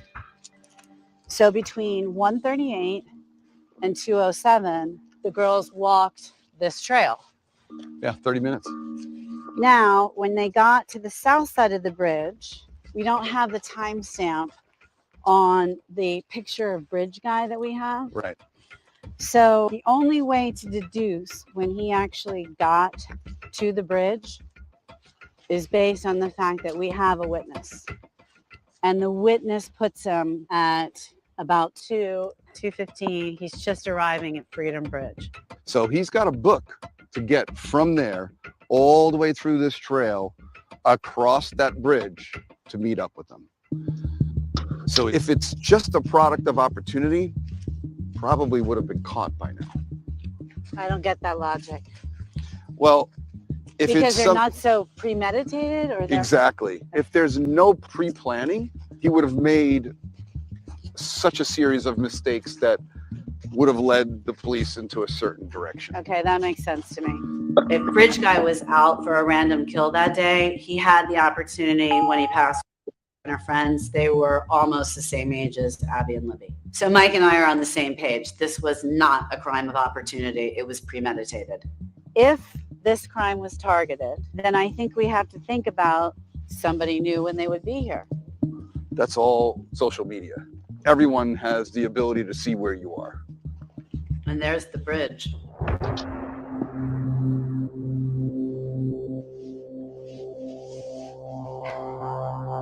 Oh, Christ. All right.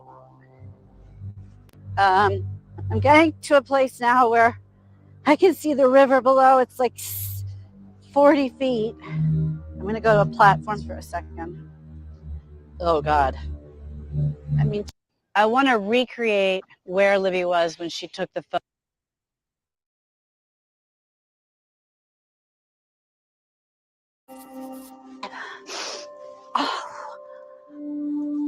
Oh my God.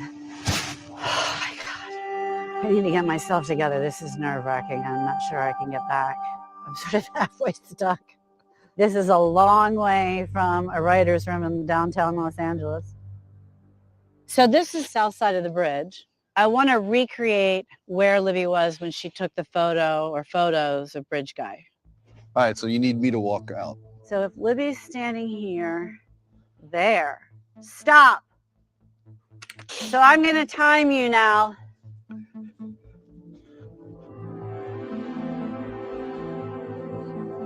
Guess how long that took for you to get here?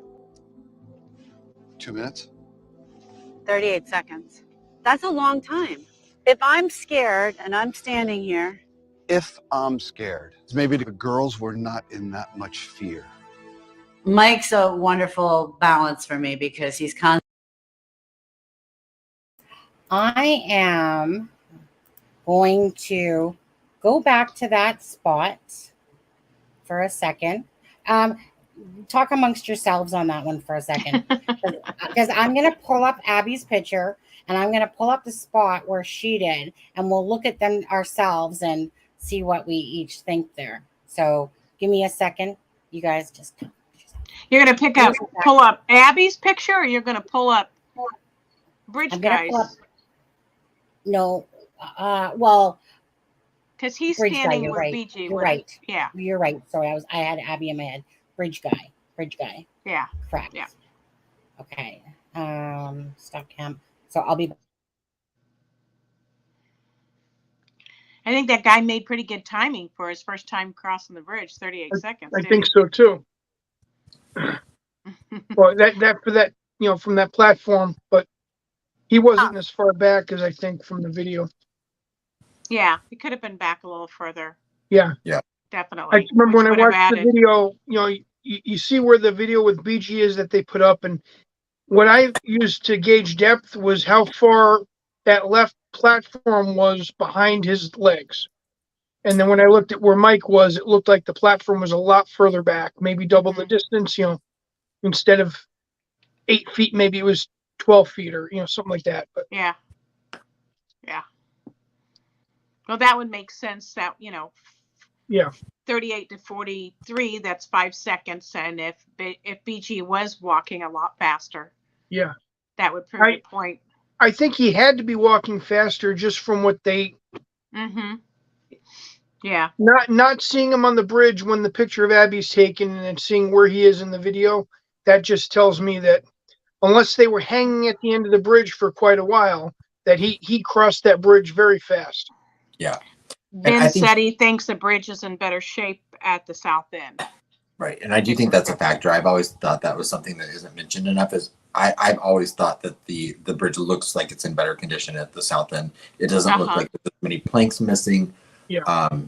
So I mean, I think if you were to be able to pick up pace, it would be towards the south end as opposed to the north end. Well, not anymore, but because we know the north end has been all repaired and you can probably walk across it pretty easily. Right. That's the part I would walk across. That's Deb and I. That's where when we go to the bridge, we'll have to part ways. So The south side of the bridge was in better shape, but it was still not in great shape. Back before it was repaired, Purdue and I talked about we were going to go out there one day and it was just too cold that day. And I thought she's going to have to carry me across the bridge. I was shocked that she lays down on that platform after she sits on it. Yeah. Yeah.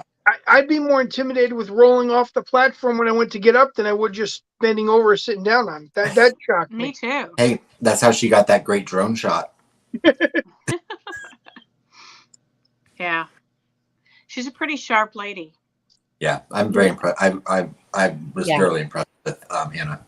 Right. Mm-hmm. So let's go to this picture now, you guys.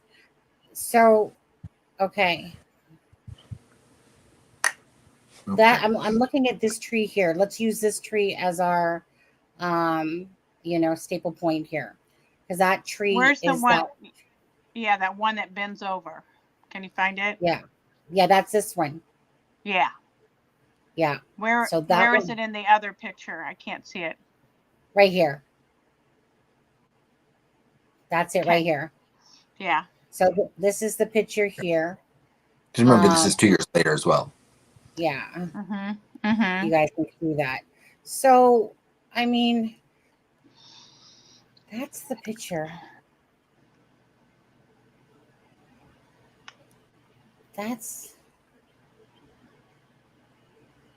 How come the bridges are facing differently? Well, I guess it's just a matter of angle. Yeah, it's just the angle. Yeah. Okay, so here's the platform right here. And he started right here. He was actually too far, I think. Yeah. Hey, I think so too. Yeah, I agree. He was too far. He should have been up here near the platform, and you can see the distance. So he's too close, and you could tell he wasn't walking as smoothly as the BG was walking. Right. But yeah, like he should have been about right here, this area. You can see it. Well, you can see the big gap in the right wood here, there. Yeah. Yeah.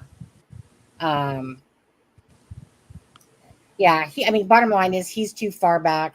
He should have been right about this area here for sure. You can see, right? He should have been right here. Hold on. A little bit. Yeah, a little bit across. Right about here. Right about here. Because there's that piece right there that you can see here is right here. So the BG was right here. So yeah, so he's too far back. Okay. I just wanted to show you guys, so you guys had a visual. Hey, Josh Maduo, how are you? Yeah, just so that you guys had so y'all could just take a look and see. Because not make a huge difference, but obviously, for a visual for anyone to look at, I'm showing it to you guys.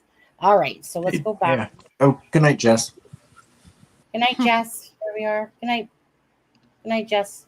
Okay, so let's go. Where do we want to go? Oh, the video came down. Shoot. When I brought this up, then I gotta bring the video back up, guys. Present screen. Delphi. Yeah, right here. Okay. Are we good? Let's see here. Yeah, okay. Let me play that now. Yeah, we're doing good. We're doing great. How are you doing?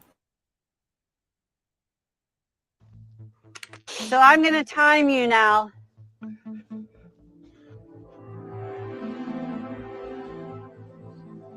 Guess how long that took for you to get here? 2 minutes.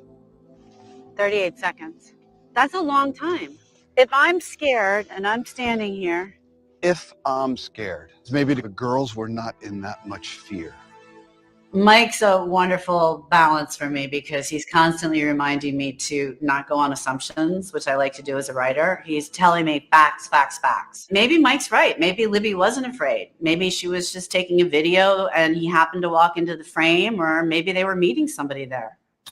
All we know is that at some point after that image was captured, Bridge Guy reached the girls, presumably in this very spot. So there's a path right here. He says, go down the hill. They went down the hill right here. You ready to go now? Let's go down the hill. Go ahead. Oh boy. All right, well, that's not easy.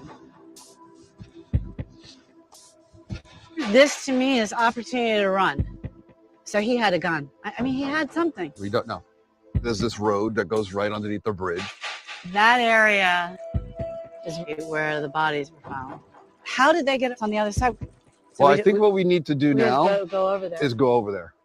I want to go to where they found the bodies. You're It's right over here, right? right there. So this is where the girls were discovered. This is truly sacred land. I mean, I've been following this case for 2 years and looking at aerial footage and, you know, still pictures of this area and imagining, you know, what happened. I mean, you just can't come here and think about anything else. There's such a loneliness out here. You know what I see when I look at this place? I mean, look at it. It's wide open. If I were coming here to conceal a body, this would not be the place I would choose.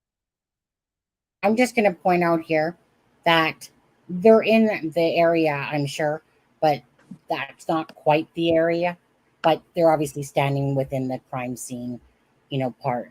So just because I know where Anna put the flowers and I know that it's a little bit different looking that, it's more near a group of trees. I mean, it's literally like the Globe Theater.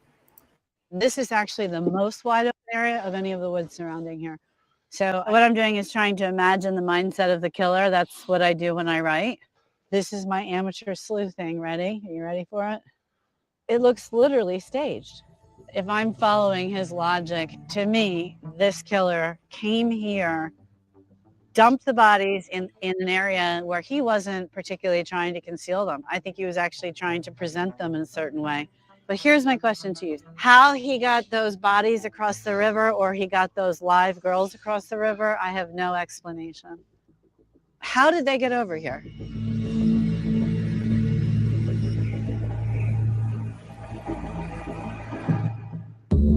Tell me what you think of all this. This is Derek. Liberty's dad. There's the felony for possess and or manufacture drugs.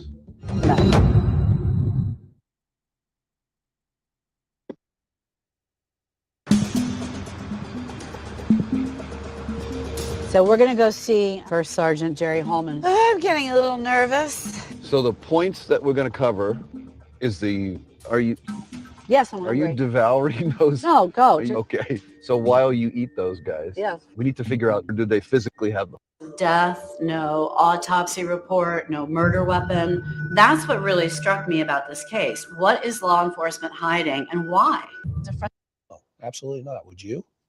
Well, I think at this point, after 2 years where there's been no movement on the case, if I were a family member, I would ask law enforcement to release more information because and they have, but and what specifically?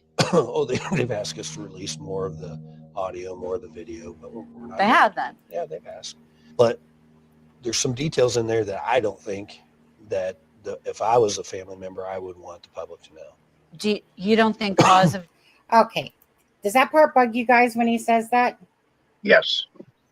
That bugs me too. Okay, let's stop it there then, because that bugged me when I heard him say that. Oh, we have. Mm-hmm. Oh, but there's things that I don't think as a like myself. What did you say? Right. Go Don't ahead. you feel like, as we watched this, that you saw? I mean, I think I saw a pattern of behavior in the officials that spoke. That kind of telling from what we know now about possibly why some of the delays in this case took so long. They think they and I'm not, I don't like to discredit or say bad things about law enforcement, but I think they thought they were smarter than everyone else, and they thought that they used their own judgment above the wishes of other people sometimes. Which I think is fair to do in an investigation, but I don't think history is going to look kindly on the decisions they made. But we also don't know what it is that was on that video. Exactly. That they don't think other it's people weird. should know. He throws blame on the family first, and when she calls him out, then all of a sudden it's not the family. It's what we think the family doesn't want out there. Right. We think. That's a real weird switcheroo that he does when he gets cornered. Yeah. But Deb, I do agree 100% with you. We don't know what would be on there that they wouldn't want. So I mean, I'm not slamming Jerry Holman. No, but the bottom line is, at the end of the day, though, they still could have released some more to the family's wishes and still gave it the edit, to whatever they didn't feel that they felt like the public should hear, and then still release. Which, mind you, I mean, you'll see, of course, that they do release that new part, So whether or not it had, the pressure of Hannah, or whether they just did it because, maybe they revisited the idea of it once she brought it up or whatever, then that's when they obviously released a little bit more, perhaps. I don't know. Or took some away, which I think is still kind of odd. Oh, intermission here, Shelley. You won the lottery just by being in the live tonight. How else better can I get than that? Come on now. I wanted to. She keeps saying, "How did the girls get across that, water?" And I think that from what it looks like when they're filming that day, the water looks way higher and moving at a more rapid pace than what we saw. And so the day before and the day after through aerial footage. So I think it probably looks more daunting and more impossible on that film than what it really was. Yeah. I mean, it was frozen over too, but because I mean, I've seen the footage. We've seen the footage from the actual next day, the 14th and stuff, and I mean, there was you could tell it was moving. They were about, but not like that. But not like across. No, like across from the crime scene. When I'm picturing it now, I'm thinking that they were kind of below their waist, but above their knees. Is what I recall. Oh, I thought it was below. It looked like it was from the knee down when I saw them. Then there were areas where there were some of the searchers that were standing in like ankle deep. So I think it probably varied.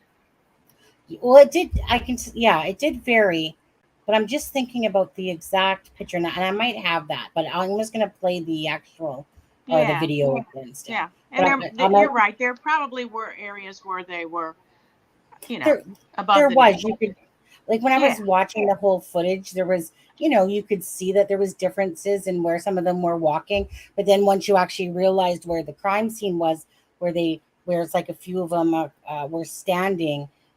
I think I have that picture though, but we'll look at that after. Fibro. Just really quickly, Fibro. This documentary was never released until today. Yeah. Yeah, she said it was made too soon, and we all refused to. And no, it was made a long time ago, and there were more people in it that were cut out. Good night, I Brooke. noticed I saw Doug Rice at the beginning of it. They showed him, but it wasn't released. Yeah, it wasn't released. Yeah. Let's see, where are we here? Okay, so we're at 24. Good night, Brooke. We'll just finish this little piece Death or mode of death would help narrow the playing field? No, I don't. Not at this point. Did you find a lot of evidence on the location where the bodies were found? Can't really talk about what we found, what we didn't find. And Do you have the phone? yes. You do. It was recovered. Wow. So are you able to investigate all of the people on her social media sites? Yes. We have knowledge of who she was communicating with. We feel like that photo, that voice is enough for the public to help us identify the person. That's all we want. But the public hasn't helped you, and it's been 2 years based on the information that you've released. That's all we can release at this point.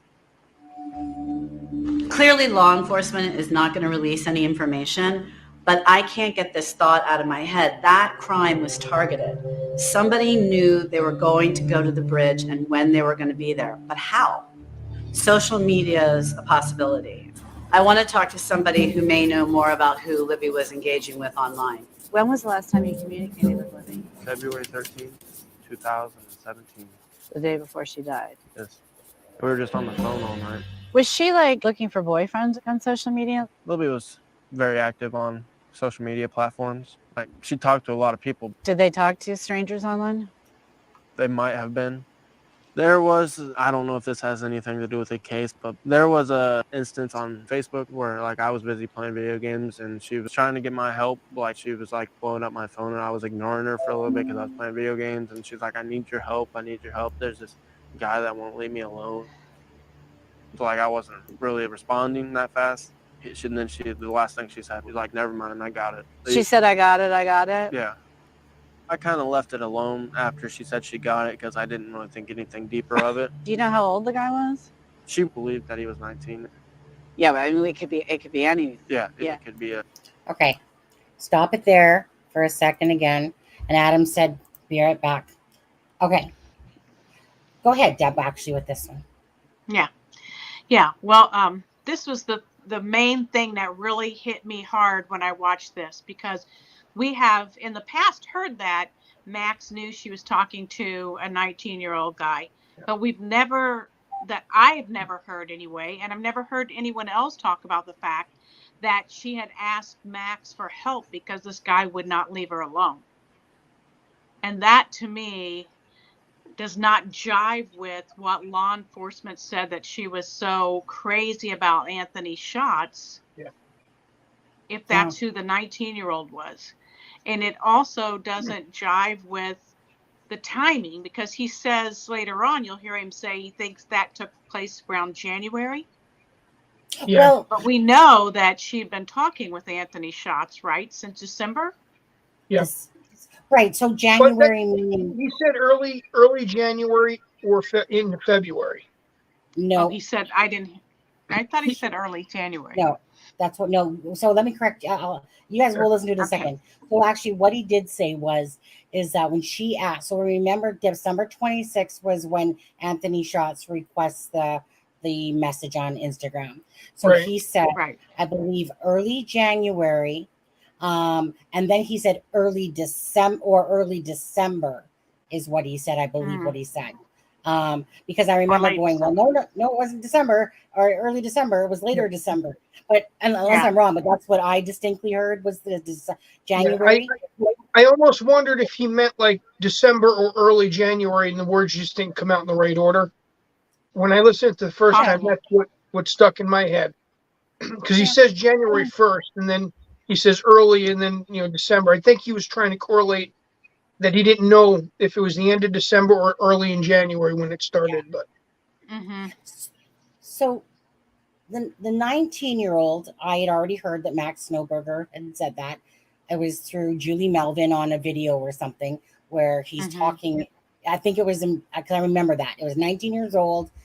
He knew that she was like, talking with somebody, and if I'm not mistaken, I thought it was referenced that she was going to go meet, somebody there that day. Yes. You're right. And but yes, but we always heard, like Deb said, right? If this correlates to the two, so December 26th is the day that it was requested. So it would make sense that very early January, that would make sense. But what wouldn't make sense would be the fact that the police said that, in that interview, we know that she was like really in love with that, what she thought was the Anthony Shots account or whatever. And then here we're hearing that this person was annoying, or what was the word? Sorry, what was the word he said? Annoying her? He said she was, Kagan said, I blocked her because she was annoying. Yeah. So it makes me wonder, Right, and Kagan said that. Could she have been talking to Kagan first and he wouldn't leave her alone? So then he came back at her with this fake persona of Anthony Shots? Maybe. It's a possibility. That fits too. Yeah. It is a thinker, isn't it? It's a little bit of a thinker, because you have love versus leave me alone. So it very well could be, Deb. That's a good thought. Yeah. That she, but the thing, and he's such an egotistical, narcissistic person that he wouldn't be able to say, oh yeah, she blocked me back in December. He would have to say, oh, she was annoying. Yeah, exactly. Well, we heard Ali say in the murder sheet episode that he was constantly blaming, and that's a pattern with narcissists. When you don't want to take blame for anything, so you push it onto the other person. He did the same thing to Ali, where he tried to make her feel like she was crazy. So it would make sense that he would do the same with catfishing a girl. If she said he was bothering her, he would turn that into, oh, she was annoying. Right. I'm not the problem. Exactly. It's her. Hey, buddy, there's AC, or AC. I had analysis of a crime in my head. CD, there's CD. Hey, buddy. Hey, CD. I know, CD, you're alive. Hey, buddy. Yeah. I have missed him so much. I know. I'm not familiar with that. I'm not familiar with that user. Welcome to the channel. Not kidding. Yeah. I know. Ruckus is taking over apparently now, eh? Yeah. Just playing, CD. Hope everyone's healthy at your house, CD. Yeah. It's hard with little kids. AC/DC. That's right. AC/DC. Yeah. But yeah, I mean, it makes you wonder about that, Makes you wonder if it could possibly have been him bugging her to begin with as himself. Yeah, like I really want, like I said, I gotta go camping, guys, but I really want to talk about that Murder Sheets podcast, because it's a good one, to go through. Really definitely good. Yeah. I was reminding Adam or whoever it was, or Lewis, I think, of this. I'm not sure if you guys remember. You guys might remember. I said I met this guy online that was a total freaking narcissist. He looked like Kagan, whatever. He did the same thing. And so when I was listening to her, I was like, she absolutely. Now, a narcissist, we know, doesn't stand alone. It creates whatever it is, different personalities or different disorders to create a narcissist. I remember reading that. But whatever it is, regardless, full-blown narcissism. And Kagan Klein looks exactly like the guy Aaron that I'm talking about. And he did the same thing. That push-pull made you feel like you were a piece of shit one moment. You were the best the next moment. Push-pull, push-pull, push-pull. The thing was, I was smart enough to recognize it, but yet I still fell in the trap of staying too long, thinking that I could fix him. Yeah, it's called love bombing. Yeah. They first, Yep. you know, beat you down, and then when they think Yeah. you're at that point, then they love Yeah. bomb you, and that Constantly. for, you Like, know, yeah. that was a good couple of years, and she probably went through that same feeling, of emotions, like a roller coaster, But my purpose was that I could see it. But the thing is that I was sitting there going, but I can repair you. I can do this. But yet, like, in hindsight, of course, it's like I knew what he was doing. I didn't know at the time. And Deb, this is where I did all that research. Oh my God, this is where I got the biggest headache of my life, because disorders overlap each other, and you don't, like, unless you're a freaking doctor yourself and can, diagnose it properly. So many of the disorders, you're like, well, yep, check mark, check mark. Oh, well, hold on, check mark, check mark, check mark. Oh, well, check mark, check mark. Right. Yeah, and it was Similar just symptoms. Right. symptoms. Oh, it was, yeah. Mhm. So that's where I really learned even about myself, by doing all that research, trying to figure out what the heck was wrong with this guy. Like, I didn't know all these. Like, I heard the word narcissist, but I couldn't tell you at the time I understood it. I just knew it was kind of like ego inflated and type of thing, like a mask or whatever. But it was at that time that I was just like reading up on all the stuff, and my brain was just getting to mush, because it was just like I couldn't know. I was like, dude, like, you got, I don't know what you are, but you knew that there was something wrong with them. But I just didn't know at the time that there was all these disorders in the world. I had no clue. So that was back in my mid 40s that I actually even came to know that all these disorders existed, actually. It was a life lesson, but we'll get into that on a different live. Oh, there's Mustang. Oops, there is. Okay. Hey, can I say something real quick? Let me say Yeah. something to Shelly real quick. Shelly, if there was a raccoon eating out of your dog's bowl, you need to scrub that dog bowl, because raccoons carry diseases that can be deadly for dogs. Yep. There, I Yeah. did my good deed. Yeah. Yeah. Interesting about the 19-year-old bothering her. But let's go back and listen, guys. We'll go back. All right. Unless anybody, Adam, did you need to say? Are you good? Okay. No. Okay. I'll be right back. I'll be listening. Okay. And some older guy in a 19-year-old disguise. How long before she died was that? That was back in January, I want to say. So only a couple of weeks Early out. December, January. I mean, don't you think that's relevant? Yeah. Did you bring that to the cops? Yes, I did. You did, and they did what about it? They took pictures of it. I hadn't heard anything after that. Okay.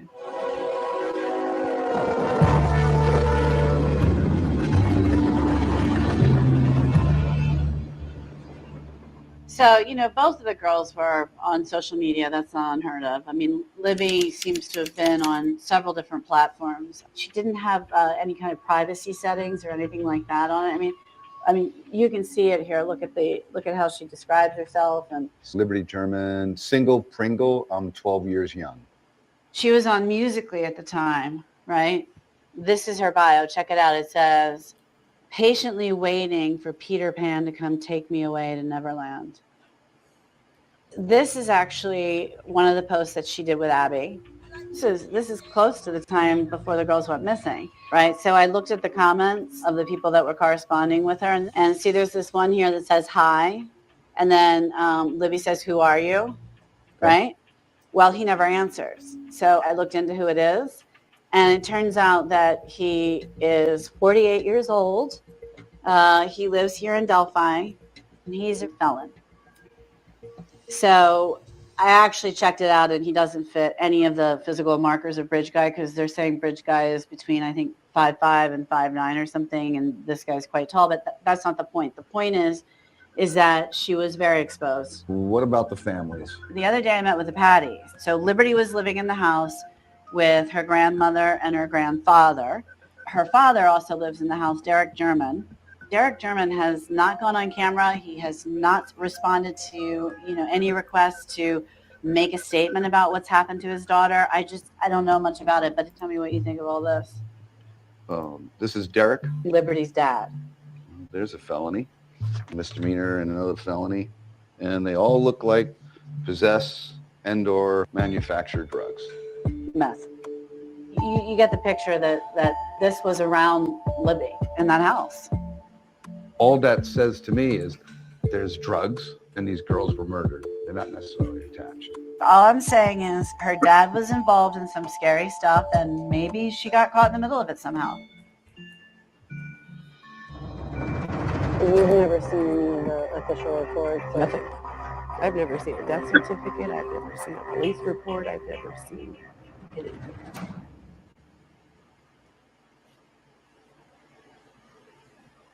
And I started drinking. I turned to alcohol when we split up, and I don't know, I got into some trouble. He got into some trouble. And Becky ended up taking guardianship of the girls because we were both in jail. And I was very grateful for her to do that at the time. They needed someone to step up, and Derek and I clearly could not get our crap together. And we were having a rough time, and Mike and Becky were there, and they gave the kids everything they needed. So very blessed for that. When I was able, I moved to Central Kentucky. Even though we were 256 miles away, I tried to keep as much of an open relationship with my girls as I possibly could. I would talk to them as often as possible. Sent both the girls Snapchats every morning. We talked every day. We were very, very, very close. Derek and Libby, they were really, really close too. Very, very close. So she's very much a daddy's girl. Would Derek ever speak to us? I don't think so. Not because he is hiding anything, but because he just doesn't like this public. He doesn't do interviews. Derek kind of remains an enigma, and I know he's private. I get all that.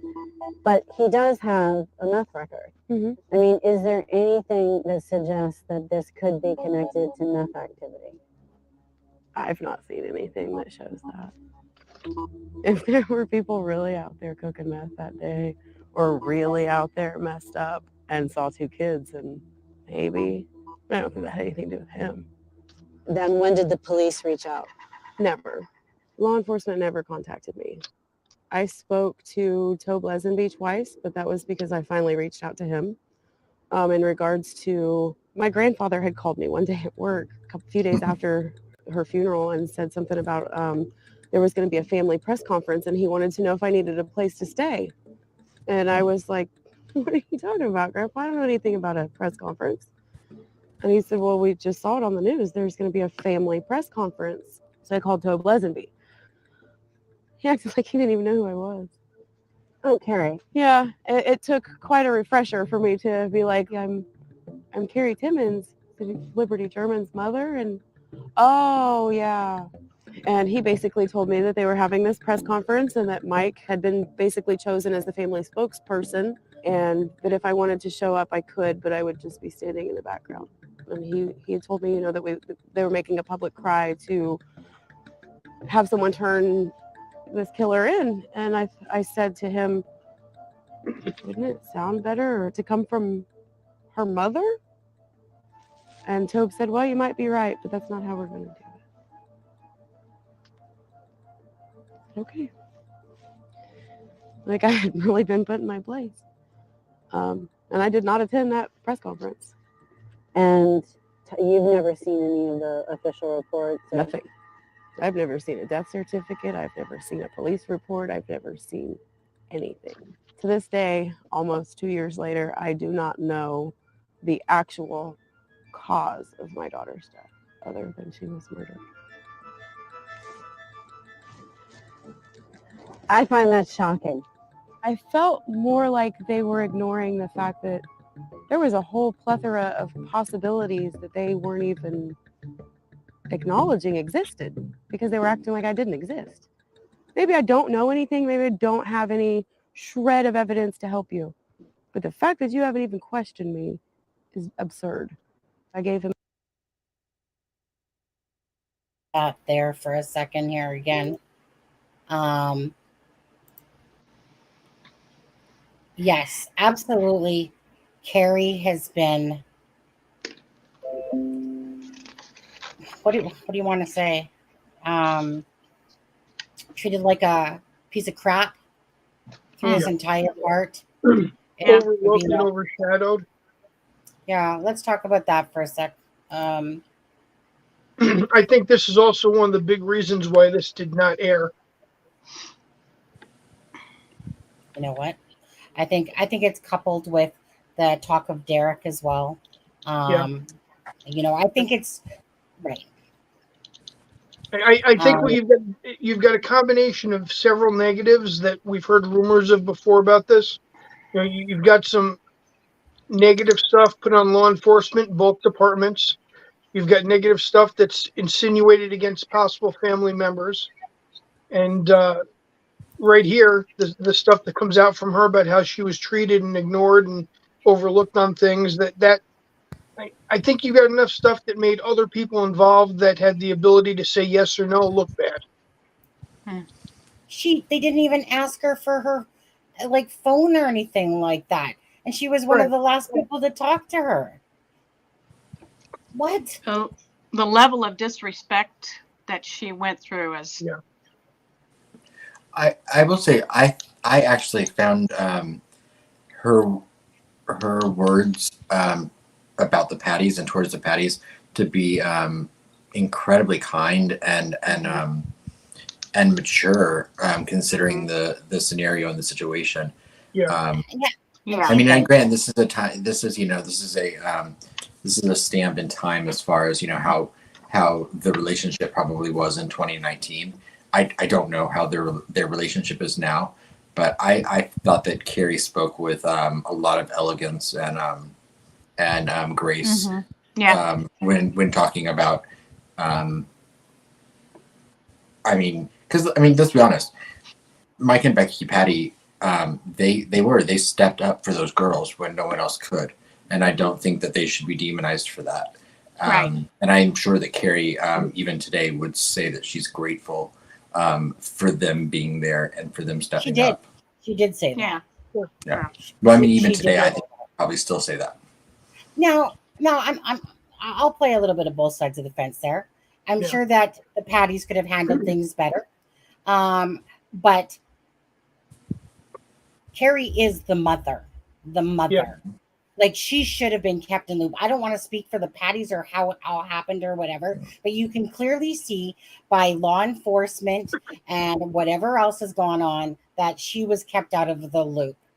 And like I said, we don't know what relationship was going on at the time between Patties and Carrie and all that stuff. Bottom line is, that's the mother. She should have been kept in the loop. For her to have to call and ask about a press conference, and sit there and be like, have to literally say like, let me just give you 10 reasons why I'm Carrie's mother that's calling you, type of thing.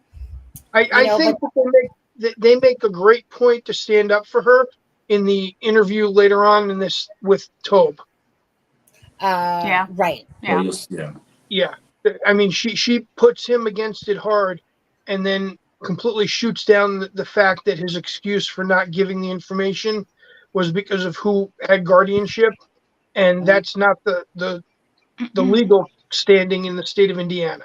And she throws that into his face and ends it with that too. And I think she was picking up on this vibe through the whole thing, and she had no problem putting it to law enforcement whenever she spoke with them. Yeah. I think that she put him in his place, and I enjoyed saying that because what he came out with is like, you've got to be kidding me. I can't, and I don't want to give that away because Sonny might be wanting to play that. Yeah. I will play it. I will be playing it. Yeah. It's just that one comment ties in with this part of the interview so well that you do actually see some lack of a better term, emotional justice. I think gets paid back. If that was ever played nationwide, it would have really gone over, I think, a lot stronger back in 19. Yeah, he's trying to mansplain, and she puts him in his place. Well, let's go. If you notice in here, though, that with Holman in the beginning and with Lesenby later on, which we'll see later, how they double talk themselves when they get cornered and just throw out a different excuse that's different, and you could tell that you can't trust anything that they say because they're so easily changing it as they speak in this clip. Imagine what we're seeing with them in other interviews. Ray's waiting for my forehead to bulge. Anyway, yeah, so let's go back, you guys, to it, and let's go to that part where she's doing the interview. This part's funny too, so let's watch this. This is calm and collected. Wait, hold on. We'll go right there.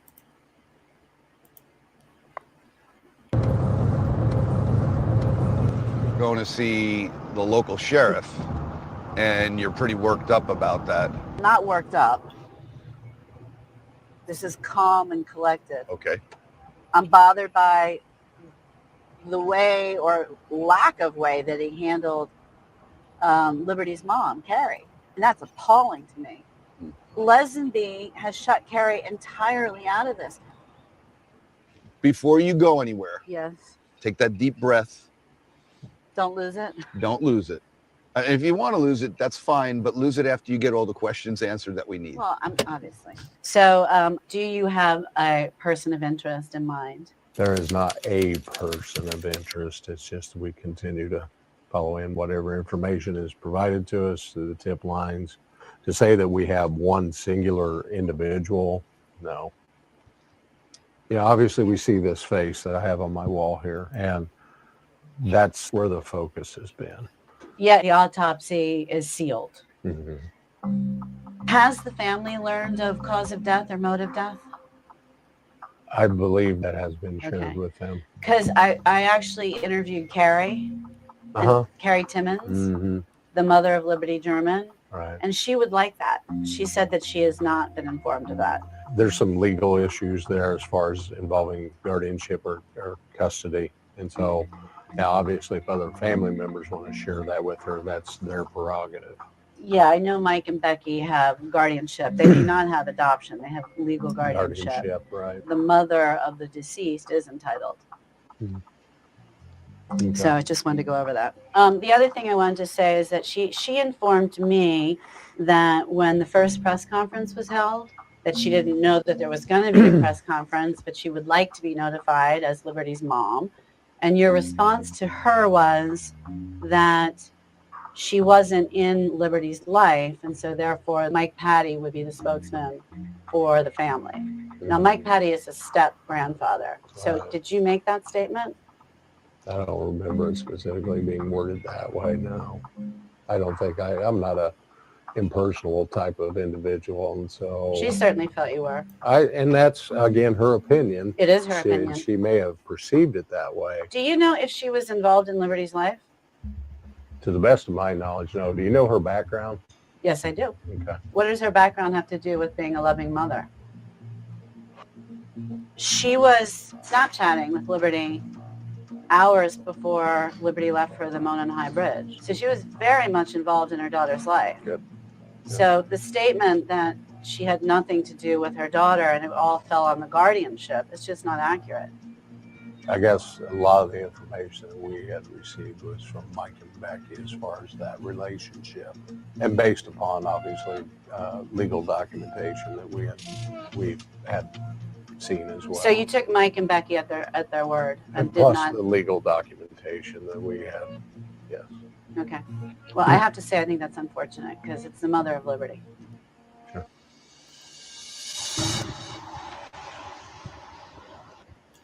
You gotta love the walk here. Okay. That good, huh? You know what she might have been saying in that vehicle when she hopped in there. I can understand it. Let me just say it for you. What? D-I-C-K. Yeah. Yeah, I cannot believe he then let her. Do you know her background? Yeah. Why When is he she said discussing anybody's background? Like, Yeah. what does that have to do with the fact that her daughter was unalived? And she I'm so needs glad to know she what's put him going in. on. Yep. How Yeah. ignorant. How Yeah, he didn't know freaking how to deal. ignorant. He didn't know how to deal with her because she is tough as nails. She Mm. was not going to let him get away with that. I love it.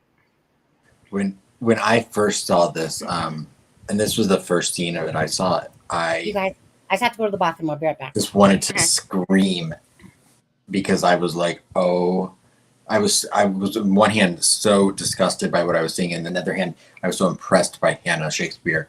But overall, just really sad though, because of, it's just more unnecessary. Excuse my language, but bullshit in this case, and Yeah. it was unnecessary. It almost seemed like from the beginning, of course, we didn't see the whole interview she had with him. She's edited that. But it seemed like from question one, or from the moment she started talking to him, he had a wall up. I wonder if Holman had called him and said, she's coming your way. Well, I mean, just even watching this line of questioning, as soon as she said Carrie Timmons, did you see his demeanor? Yeah. His body shifted to almost like a nuisance. And I was kind of, but I don't know. What were your thoughts, Lewis? Well, my read is that, and he agrees to it when she asks, is there's got to be some bad blood between her and the Patties. And I think that they express some of that towards them, maybe just to push off the fact that, she'd have nothing to do with what happened here. There's no need to look into her for anything too, just to speed things up. But I think that you watch his eyes when she calls him out on, you just took, their word for it. And that said 100% to me that, that's what they did. They didn't really follow up with her. She doesn't live close enough. There's nothing here. We don't need to follow up with that. And he knows it was the wrong thing to do. I mean, if there's a social media connection and they communicate almost every day on social media, how did you not see that in her phone if you had her phone? They're just, something doesn't ring right there. Right. And she said she had a list of 4 or 5 people that she thought they should be looking at. Right. Exactly. And if you even had a conversation with her, you'd have something else to follow up on and not let it go too far past. Right. Yeah. CD, I just want to answer CD's question really quick. Hannah does not work. She's worked for, I think, networks and channels before. She's a writer and producer. She's not a reporter, so she's a writer and producer. And this was supposed to be for a major network. It didn't air for whatever reason, but you know most of that, CD. So yeah, and I think she was an executive producer on the show The Sinner, which I think starred Jessica Biel, and I can't remember who else was in it. But yeah, she's. I mean, you can look her up on. You can Google her and look her up. She's well known. Adam, do you just want to announce to on the live right now, since we're doing it, about big going on to your channel on Friday? Tomorrow. Yeah. So tomorrow. If anyone is interested, I'm doing a live tomorrow at 12:30 Eastern Standard Time with Fig Solves. So I'm sure I've got lots to ask him. And I'm looking forward to it. And I'm so grateful for him coming on. And what time again? Say it again. What time? 12:30 Eastern Standard Time. Okay. Yeah. Perfect. Yeah. That's it. This will be. I'll post it in just a little bit, so it's up and you can find the link. Yeah, and don't forget, you guys. This is Adam's first live on his channel that he's doing his first live. Like, because I know we did it on. Hold on. Is my bra? Is that my bra? No, that's the light. Okay, that's my hair actually. So I know we did a live though, like on Halloween, but that wasn't really the same. This is Adam's first time that he's going to be doing a live, and what a great interview friend to talk to. Fig Solves. So thank you, Fig. Appreciate you, buddy. You've got a troll in the house. I'm kidding. Fig right there. Okay, everyone only say nice things from now on. Okay. Yeah, the thing is that Fig, I think it was did I say sorry at any point during this live? Sorry. Sorry. Because Fig must have heard that and was like, oh, Sunny must be. Yeah, it wasn't about you so much. But anyways, Fig. You guys don't know who Fig Salts is, which most of you guys should that's in here. But if you don't and you see this video later or whatever, Fig Solves, again, a stand-up guy, great person. I'm so glad that you're doing the show with Adam tomorrow. I should be able to catch it. I'll try. Although I got if you're not too busy, Sonny.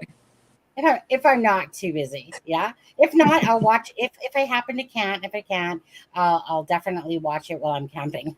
There, give me something to do with my headphones on. But yeah, raw. Now, yeah, and Fig had put out also that one, even though it was so strange. I happened to be looking at my channel today on, like, when you take down a yellow video, and I was like, like that, you know that.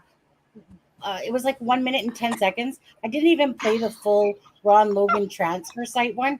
And I was freaking out. What you laughing at, Deb, over there? Fig said, in response to his coming on Adam's channel, he said, I am. Well, hey, I figured it's better to, it's better to just do it and ask for forgiveness than permission, right? Yeah. Right. So he can't really say no if I announce it. Yeah. No, I'm very grateful for coming on because I know he's a busy guy too. Yeah. Yeah. I know. I was sitting there going, hey, like just as Adam said it at the time, I'm like, hey, ask Fig if he can come on tonight. And then Adam, just as I had sent that, Adam sent, hey, Fig's gonna do a live with me tomorrow. And so yeah, so I was just like, okay, perfect then. Perfect. We'll save Fig for Adam for his first live, and that will be awesome. So thank you so much, Fig. On there. You don't see him very much, but he always punches a pack when he puts out a video. I'll tell you that much. His ears were ringing. They were. They heard sorry. I'm gonna believe that. Simple as that, right? And then CDs too, obviously, because there's CD. Haven't seen him in how long, and I know he's had stuff going on too. And that's like, ooh. So nice to see CD in here as well, you guys. But yeah, all right. I was honestly not gonna lie, Fig. I was like, okay, is there like a part 2? Come on. I want part 2. Yeah. I mean, can I ask you, Fig? If you know the answer to this, we saw about 44 minutes of the video is 44 minutes. How much? I'm not saying how much footage, but when it released, how long was it supposed? Would it have been? Sonny, that's a good question, and maybe that's one I'll ask him tomorrow. We'll save that for you tomorrow, Sonny. Just be happy with part. Oh, my wife. You know me. I'm like I'm like a little siphoning thing. I was just like, okay, and it's only because in your head you know that there was people that we know that are saying that they were part of that, but obviously they didn't make the cut or something like that. So whatever. Right. So I was like, well, maybe there's a part 2. I mean, I think we know with anything, there's always going to be, tons more footage than, I mean, even, like when I make, when you make a video, think of how much you edit out, So I don't think that's, surprising at all. Yeah. Is that a legit number, Fig? I feel like that's a telephone number. Is that secretly you're going to tell all tomorrow? Perfect. Okay. Yeah. Gotta make sure you got your questions already, eh? Or Fig, just tell him so he doesn't have to ask you them. Just tell it all. Yeah. Okay. Yeah. As for Carrie, honestly, personally, I was heartbroken listening to that part. Honestly, she's the mother. I agree with CD on this one. I believe that there was like a struggle, between the Patties versus Carrie Timmons and maybe what the Patties perhaps thought was best. All I know is from a mother's point of view, if that was my child, I would be quite offended that Tobe and all that didn't contact her, that they didn't even ask for the phone, even though she was one of the last people to talk to her. She should have known the cause of death as well. However, all that played out. Bottom line is, my heart goes out to Carrie. I don't feel like she's ever really had a voice. But in saying that, I want to say this. In saying that, I am like she doesn't strike me as the person that's really going out there either, you know, like to be a voice. Well, she's a mom. She has 2 younger children at home. And, I think she's probably busy and doesn't know how to do that, Maybe. because with the Patties, people are coming to them, Yeah. I don't think anybody's going to her. Yeah, I don't I know. doubt the TV shows were asking her to come on. I think if you're left out of the loop and you find out about everything after it happens, you're not in a position to chase that down because it looks like you're looking for attention. Right. And you've got a grieving mother. I mean, here's the best example. You look at all the interviews, and everyone commented about how you noticed Anna's pain during the interview, and you noticed that with other ones. That's because that's a mother who lost a child. Grandparents that have custody, they're going to hurt just as much, but They they're don't have not going to have custody. that same pain. And I think that you missed They the got first custody. 2 years that she might have gone through. Yeah. Mhm. All I know is that there's a gag order on now. I know CD. Right. I was just going to say, CD, you talked to her. And I know that you were going to do a live with her at some point, and I'm not sure whatever happened with that. But I know that you spoke with her, which I know that for you, it's not about the live, the fact that you even got to talk to her, try to give her, from the LE point of view inside, like talking to her properly, like what Tobe and that should have done, and everybody. She has her own story to tell one day. Yeah. Yeah. I'm just sure I bet you, regardless, that she just feels absolutely hurt. Who wouldn't? Who wouldn't? Yeah. To get pushed aside and she's the mom. Yeah. And I'm sure it happened time and time and time again, to be honest with you. Mm-hmm. Yeah. Well, think about all the years she's had to put up with the fact that she didn't have them with her, and still had to have a great face on every time she speaks with anyone in their household. So Right. she's grateful that they've taken the kids in, but there still has to be a little animosity back there, and she's never shown that anytime anyone's actually interviewed her. Well, I mean, I think it's important to note as well, though, that, I mean, anytime that you have a family that's been dissolved, it's complicated. Yeah. And then you throw in a murder, especially one like this, that's going to, compound that complication 20-fold. Yeah. So, I mean, I don't think there's good guys and bad guys in this situation when it comes to the family. I mean, I think the Patties probably were going off of the best they could at the time. I think Carrie was probably going off the best they could at the time. The Patties might have been, looking to Derek for, how do you want to handle this? Is your ex-wife, know. So we don't know any of that, nor should we. And I just, I think that it's important to note, I thought Carrie spoke very graciously towards the Patties. I've always heard the Patties speak well of Carrie. And anything more private than that, I don't think it's not my business. Yeah. I mean, at the end of the day, we know the Patties took the girls in. They took in 2 children because they knew of the struggles. And Carrie specifically said in this interview that, that she's so grateful for that because they needed, I'm grateful for that because they needed a stable home.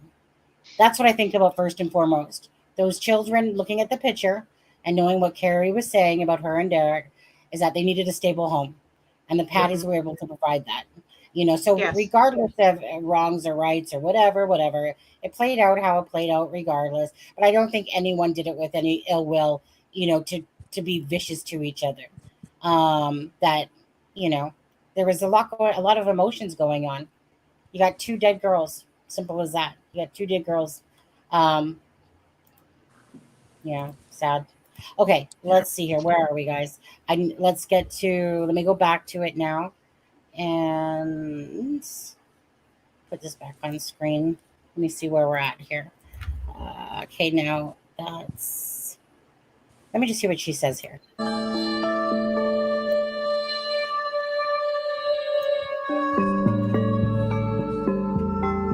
You know, life is much stranger than fiction. As a writer, you have a sense of control over the ending. You go into a story, you have the ability to plot it out. You can tie all the facts into a nice little neat bow, and you have a sense of resolution that gives you a chance to exhale, and you get a sense of completion and justice. But unfortunately, in this case, I can't exhale, and I don't have a sense of justice. And I can't tell you who committed this murder. In the scripted version, I would swagger into town, I'd go down every rabbit hole, I'd discover the truth, and I'd be a hero. I'd solve the crime. But this is real life. What I have been able to do is separate fact from fiction. And I think I've put pressure on law enforcement to release more information. I made key connections with members of the community. I'm going to continue to work those sources as I head home. They think that the media and people like me are going to back off. That's not going to happen because since I left Delphi, I found more.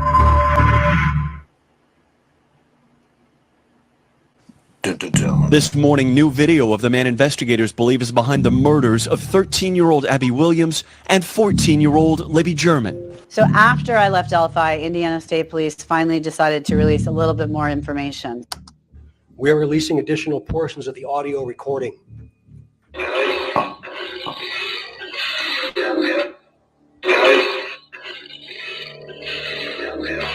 We're also releasing video recovered from Libby's phone. The video shows a suspect walking on the bridge. Watch the person's mannerisms as they walk. Do you recognize the mannerisms as being someone that you might know? We also believe this person is from Delphi, and we have concluded the first sketch released will become secondary as of today. The result of the new information leads us to believe this sketch is the person responsible for the murders of these two little girls. So after 2 years, law enforcement has finally released a small portion of the video and then one word on the audio. And that's in addition to a brand new composite of the alleged perpetrator. So what is it that the public is supposed to take away from this? That the old sketch was absolutely irrelevant? That it was a bad sketch? That it had nothing to do with the crime? I think that ISP and Doug Carter think that by holding a press conference like this and releasing just a little bit more information that the media and people like me are going to back off. That's not going to happen because since I left Delphi, I found more. I hesitated as to whether I should give out this information. I've honored law enforcement. Someone that you might know. We also believe this person is from Delphi. Supposed to take away from this that the old sketch was absolutely irrelevant, that it was a bad sketch, that it had nothing. Stop it right there. Okay, and this will be the last part of it, you guys. The other thing she shows at the end, well, no, I guess we can listen to that little piece where because she kind of gives a little bit of whatever. Oops, wait, where did I put it? Oops, my bad. Put it back on the screen. Okay, right there. How?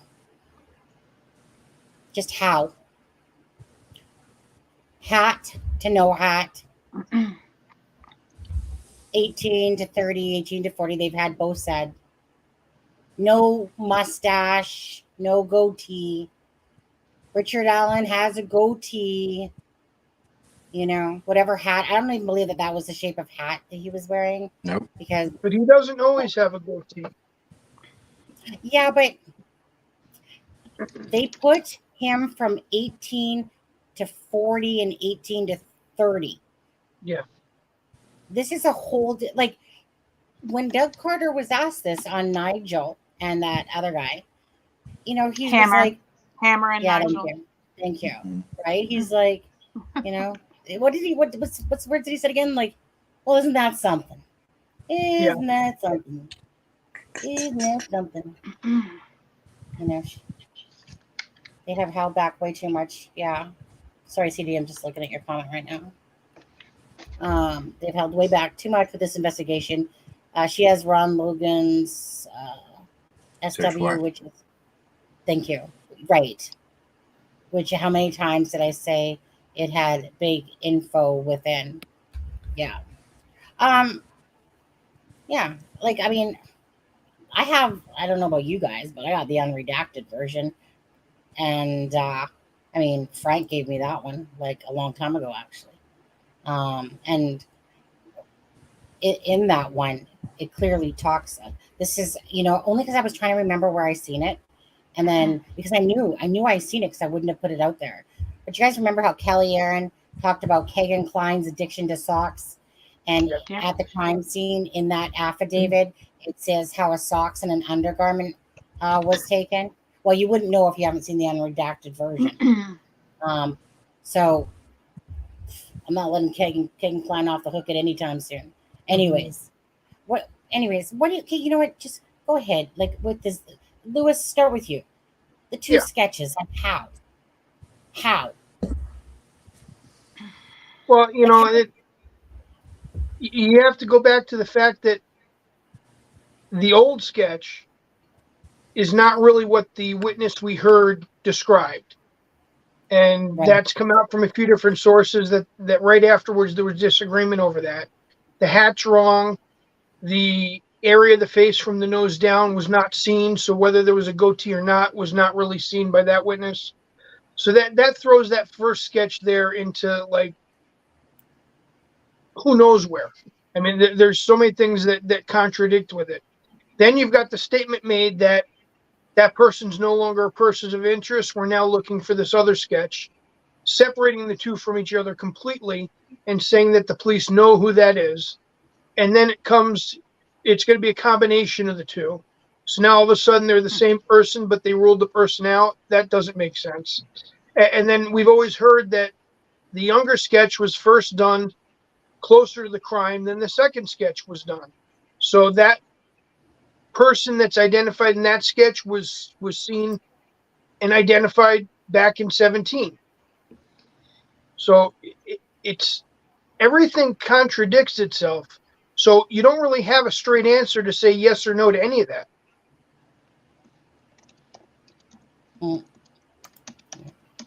Deb, go ahead. What your thoughts? Well, just looking at the pictures, the thing that I've noticed is from the original, this is the original picture that they put out of the young bridge guy. And the face looks fuller and a little different than what we now see, out in social media. It's because it's been edited to the point where it looks longer and thinner. And exactly. I don't think it wasn't maliciously done. It's just been done when people have, what's the word, Sonny? When you format a picture to a different size, and then people have screenshot it and spread it. So a lot of times when you look at the picture now, he has a thinner face and it's longer. Right. So that's the point I was trying to get to. I'm sorry. That's okay. Step all over me, Adam. I'm sorry. I'm teasing. You're used to it. Come on now. I know. I'm used to it. I'm just teasing. So that's the point, is that originally the face looked so much fuller and a little bit different than it does now. It actually, I think that the way that we see it now, after people have, reduplicated it over and over, looks more like Richard Allen. I think the nose and the eyes, but here I don't think it does. Which one, Deb? The I think the younger. Well, I think the older obviously has some characteristics of Richard Allen, but I think the way that we see the young bridge guy now, after it's been, reposted, looks a little bit more like Richard Allen, with a little bit of the thinner face from the nose up. I don't know. There's not a stain on his shirt. But not here. Yeah, but not here. This one I don't think does. I think this one looks like a fuller, rounder looking face. I agree with you. Yeah, but they went from deeming him to like 18 to like 40. Like, meaning, like, my thing is this. They're the ones that are supposed to have the best technology for giving us the best picture and whatever else they do behind the scenes there. And for me, it's like, how in that whole, so that to me right there right? I don't know. I don't know how they're going to explain this one away when they're in court. But how they went from the first look to the second look, downgraded his age. And then not only that, but they didn't give him a hat, didn't give him no facially hair, but they have the video. They have more footage of that video. So I know that they said that they put out the best picture to us, that they could. That was to us, after it was tweaked a bit there. But it's kind of like I can't comprehend the two different pictures looks. Right. I can understand that maybe the eyes have. Go ahead, Adam. I would say Ivy here says a good point. It was a week or so ago. We showed that picture of Doug Rice's the sketch that he and the same witness that we watched did another sketch where they used a covering over the lower half of the face. And Ivy here said, "How can I give the description of someone's face if they're wearing if their lower face is covered?" And that's an important. No, that's an important note. I think the lower half of the face is reflective over the fact that it's kind of being guessed at. Yeah, I think that it was covered up, but then they could see in the video that there's possibly this, and so maybe they added that. Yeah, I think they took that witness statement and then what they saw in the video from the bridge, and meshed them together. Right. And I think minus the hat, maybe they would have put something out there because the guy's not going to wear a hat 24/7 of what they thought he might look like without facial hair and without a hat if he changed his appearance. I don't know. It's confusing.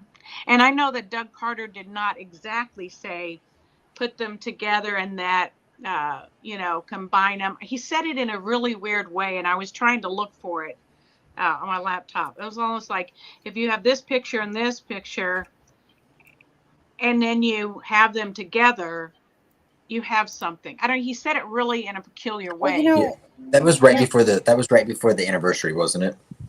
Well, he makes that statement two different times. One time, you're right, 100%. He does word it differently, and then there's another time he makes it where it's more of the overlapping. But then again, he's also the one that made the statement that said they were two different people. Yeah. So, they also said that they eliminated the first guy. Yeah. It was two different people. We've eliminated, not that word, but we've already ruled him out or something, and we're focusing on the other one. So. Well, and do you think that they realized that was Richard Allen? He came forward and they believed his story and said, okay, well, it's not him. Right. That's always been a possibility in my head when they arrested him, that maybe that's the reason for differentiating between the two. Yeah. I think the younger sketch looks a hell of a lot like his high school photo. Well, I was going to say, we're going to go back to that in a minute, but let me just play out this last piece, and then we're going to go back to that, because I got both photos of the one that you can see more, Deb. I think that more is truly what the younger guy looks like. So after kind of looking at it for a second there again, I'm thinking you're right. And then also the way he words that, that this is the person responsible for that, it doesn't say this is the person on the bridge. So really weird the way that's worded too. Yeah.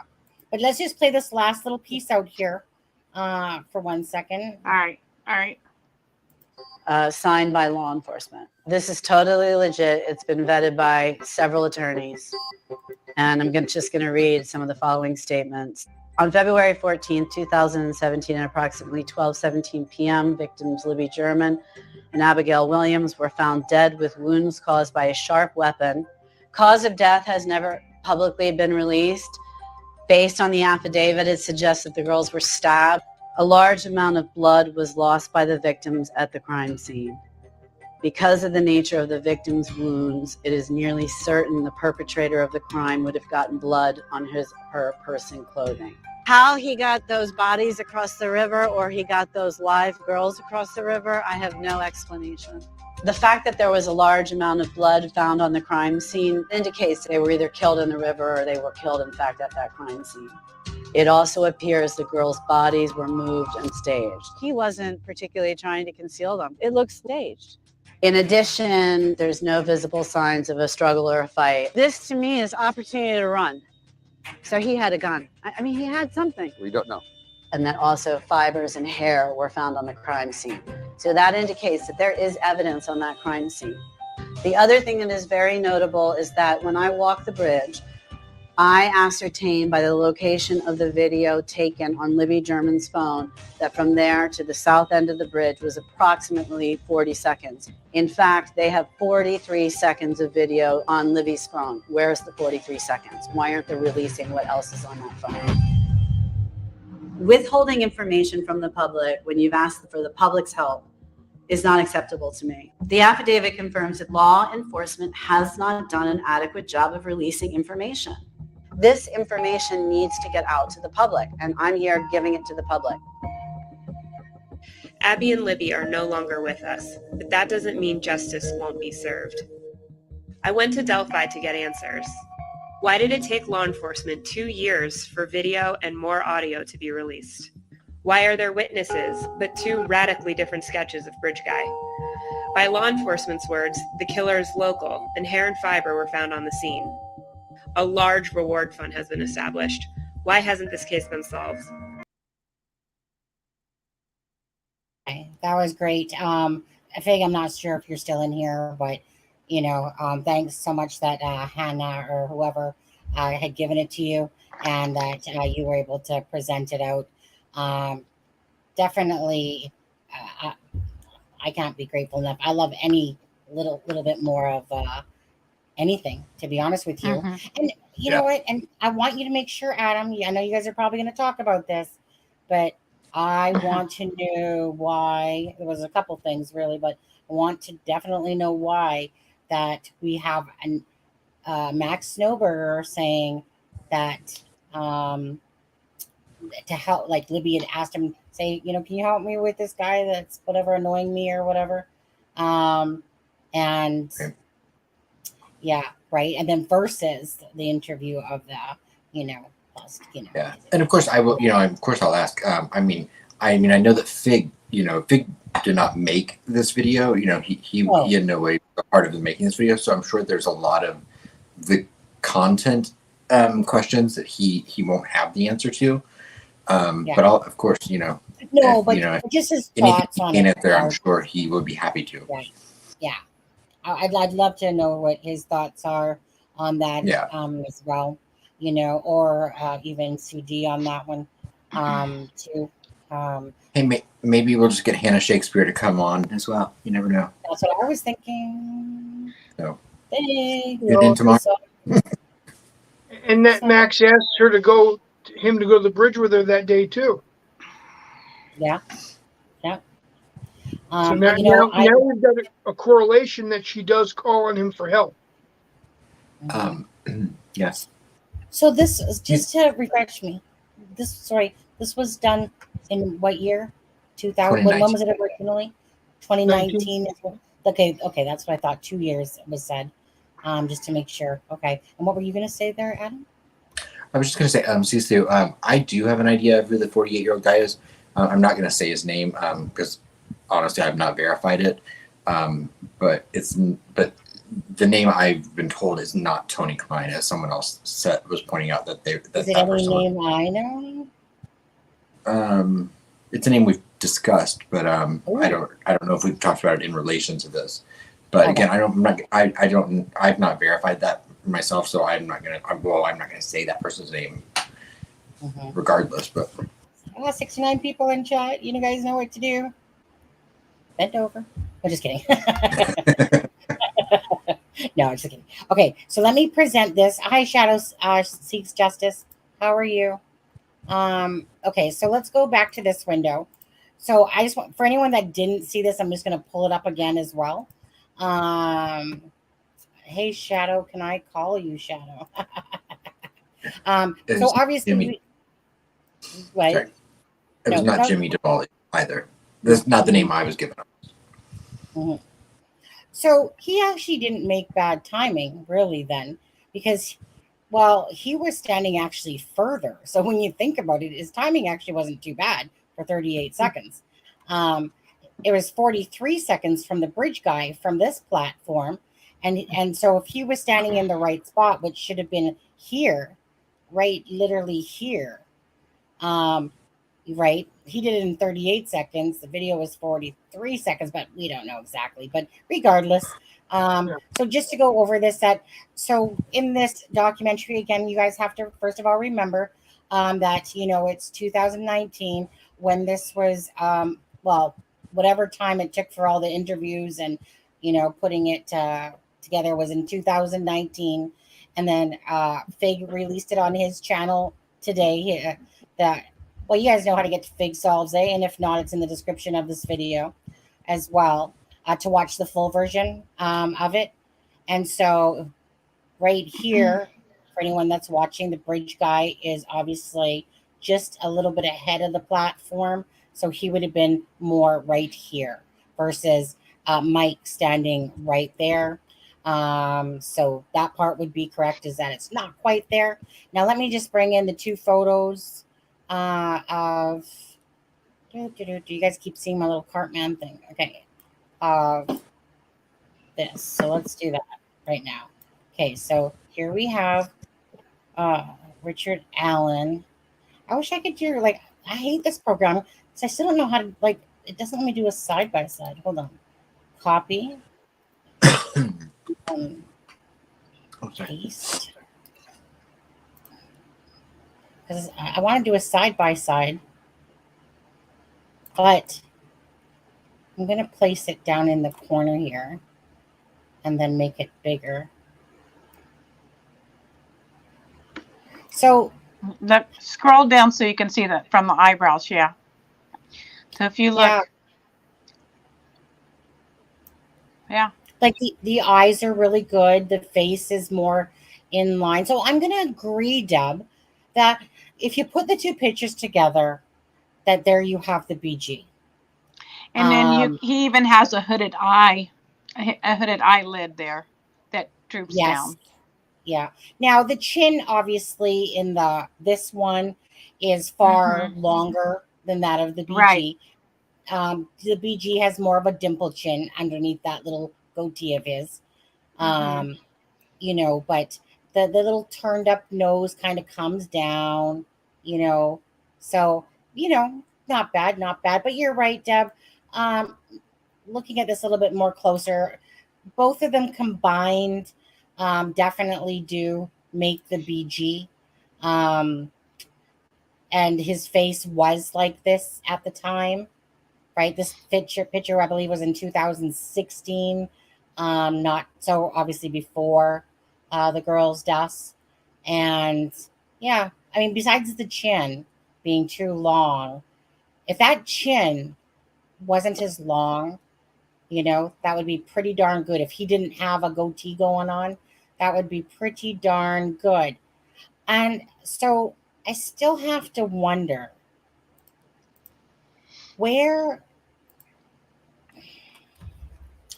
Let me ask you guys now. Do you guys think the daughter or the mother, now that after he was arrested, hearing a voice, seeing the picture, seeing the clothes, do you think that they both now, like, really, like, even if they're not saying it out loud, do you think that they're both thinking? I think that they, you know, pretty well could have thought that looks just like you. But if he told them, I was there and somebody probably saw me and just got it confused, and I went and talked to law enforcement and they didn't arrest me because it's not me, then they've probably justified it in their minds. Right, exactly. But I'm wondering now, you know what I mean? Like, I can understand that, absolutely. But I'm wondering, you know, now more so, as if, you know, they got, I don't know. I could see them justifying it for a bit, perhaps. But I think, like, I mean, I know for sure if I was the wife of RA, I would be sitting there plastered to that freaking bridge guy and re-looking at it. Let me put it this way, re-looking at all the stuff myself. But no one's going to want to believe that their husband is capable of this. And so it literally just could be, I don't know. Like, I mean, we've heard stuff with the daughter, you know, I don't know. You know, I never used to really think this. So I feel like this. I feel like they better have some kick ass evidence if they want to nail BG, Richard Allen. Because I think that there's at least, and I'm not no experienced, attorney or whatever, but from all the different discrepancies and everything, and the changing of the two pictures and stuff like that, and just by all the flubs and dubs of the case, I really feel like they do have an uphill battle.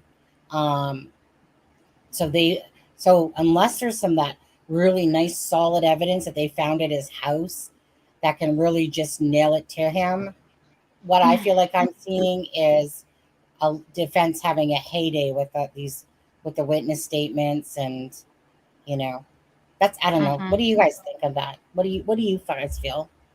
I feel like there's a lot of. My thoughts on that. Go ahead, tell them. The way the charges are set up works perfect for not having enough evidence for murder. They're going to try to prove that he was the one on the bridge and he's the one that said down the hill. And once they can corroborate kidnapping and prove that, they don't have to prove anything else. If the kidnapping resulted in the death, then the charges will stick. You can tell something. Deb, what do you think? Do you think that it's going to take some real good solid evidence that we don't know of? Like, how do you feel about it? I think they have pretty good evidence from what we've heard. And I agree with, the fact that they proved that he's taken him down the hill. It's a kidnapping charge that resulted in their death. I believe what Lewis said. I agree with that. So, I think they have a lot that we don't know about because of the fact that the prosecutor, Nick McClellan, has said that, there's so much evidence, so many pieces. And Doug Carter said they're going to have to hire people to go through all of this because there's so much information. And we know that they went to his house, searched his house, and we've been told, we don't have, for a fact, but we've been told that they found some things there. So I think it's going to, the only thing I worry about is Nick's ability to try a murder case because he's never done that. And I'm hoping that he's getting some good help and some good advice. But other than that, I think that it's going to turn out okay. And Adam, what about you? I hope that they have evidence that we're unaware of. I feel confident that the prosecution has more than anyone knows about. I hope. And judging by some of the stuff that I do know about, I feel like, granted, if you're the defense, you're going to throw everything at a wall and see what sticks as far as, preparing your defense.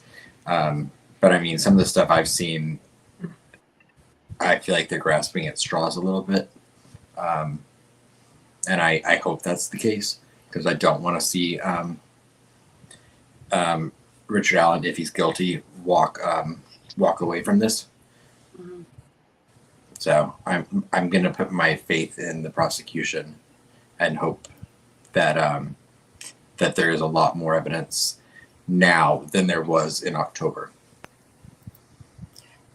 What do you guys think about the whole 60 to 80 people that we're going to need? Do you think that they've got 60 to 80 people going through all this? No. No. But then again, what if that was in reference to all the surveillance footage that they were going to have to go back over after an arrest was made. Well, yeah, that's what I mean. Do you feel like they got Yeah. 60 to 80 Do I going through do I it? feel like they hired 60, 80 people? No. But do I feel like they have thousands of hours or hundreds of hours of surveillance footage to probably re-go through with Richard Allen in mind? I think they did. Oh, absolutely. Yeah.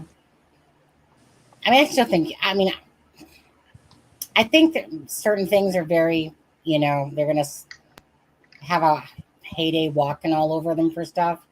But I still feel at the end of the day that the evidence will prevail. And like I said, surveillance and all that stuff will prevail. I want to see more arrests. Right. And I do want to ask one thing, and I'm, your guys' self. Anyone see Cop Facts' video yesterday with the whole thing with Libby on the bridge and the one where she's holding the baseball in her hand and right, and they're trying to present it as like if that's the same picture. Yeah, I've heard a lot. I've heard about it, but I didn't watch the video. I saw it. Well, so Cop Facts first said that he asked a friend and said, "Hey, has this been photoshopped?" And then he said something about the I Have a Sophia's channel and thinks, I don't know if I Have a Sophia's is some sort of photo picture person or whatever. But he said that was like the secondary or whatever. It was either him or the other person he was talking about. But regardless,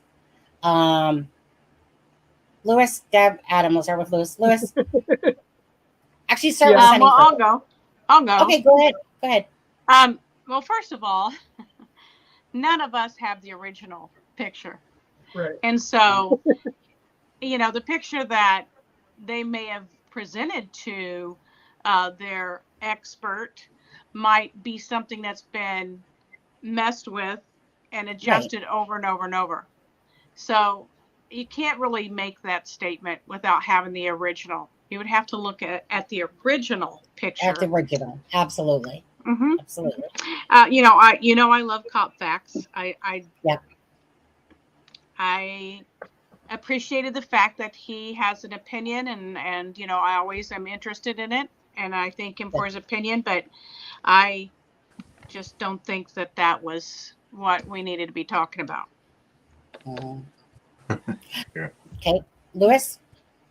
Yeah, I find it very hard to believe that somebody went and altered these pictures and then put them onto everybody's device. They'd have to be on both ends of the transmission, just to build a case to hide whoever it was that did this and to prove that they were in a place that we know they were, that they think they were not.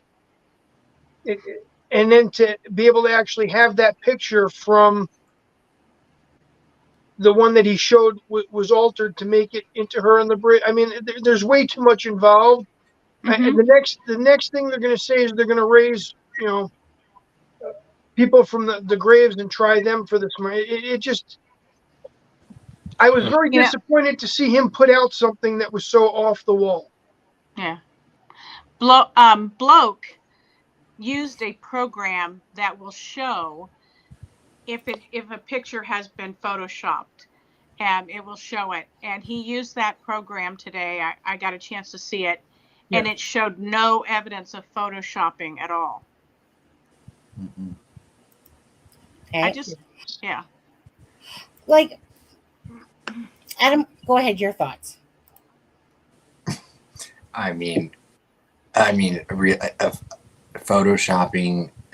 I mean, Abby. Pass.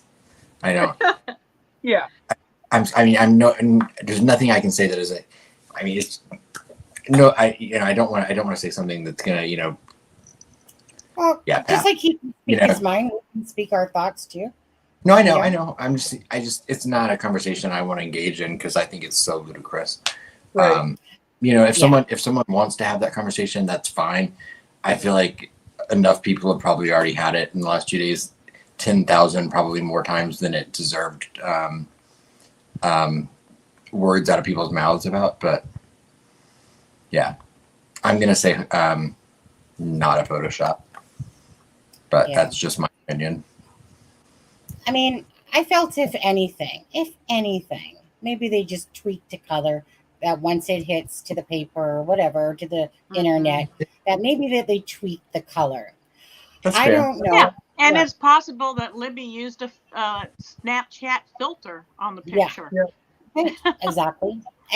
But when it came to using the baseball pitcher to the picture of Abby on the bridge, I'm sorry. Are we from this planet or another planet? Because To me, you're right there next to the people saying, "Oh, the girls were never there. That's a deep fake. They were never on the bridge." You know, it's all like I'm like, it's just a little too conspiracy theory adjacent for my absolutely right. And you know that Right. we're not big fans of that channel. I have a Sophia's. We've never made any qualms about it. You know, not to say that that person isn't a nice person or whatever. I've watched a few videos from that channel, and it's a mind warp on my head personally. You know, I get what the person's trying to do. I am just not, following that path of, what he's trying to show. It's a little bit absurd to me, some of the stuff, but not to take. I don't want to take away from the creator. If he feels like that's, or if people are following him, because I've had a lot of people keep saying, like, you need to go check this out. No, I have many times. And for me personally, it's not my cup of tea. I'll stay on this planet right here because, I think for me, sometimes if it was laid out a little bit more normal, but I don't know what it is. It reminds me of like a mold. Like whenever he keeps trying to show the differences, it reminds me a bit of a mold. Like you're showing this in some gold moldy thing. And then I'm thinking, and then I see these arrows pointing. I'm like, what are you pointing to? These are totally two different pictures. Their faces are different. The shirt's sitting differently. Like, so what? So basically this was photoshopped so that they put on the jacket on her, the pants, and they moved her legs. Like, they're nothing of this. They're not the same darn thing.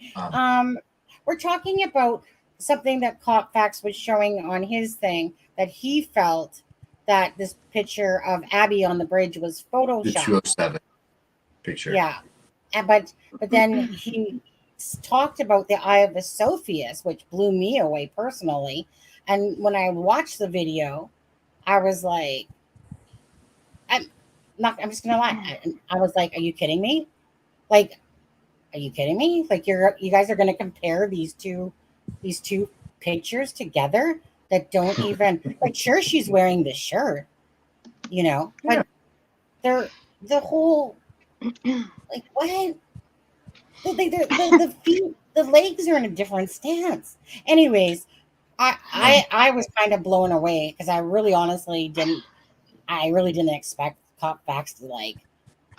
Right. And I feel like that, I feel like it's important to note too. There's someone said in the chat, I think it was Stephanie, that said that they've said the video was photoshopped. There's, I think, a difference between editing a video to enhance features, like I think was done with the Bridge Guy video and photo. I think that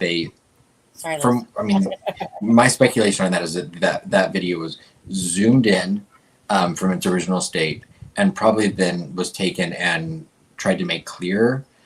To me, yes, it is photoshopping technically, but the photoshopping they're referring to in the picture with Abby is basically like you're imposing an entirely new thing that was never there into something to create an image that didn't exist.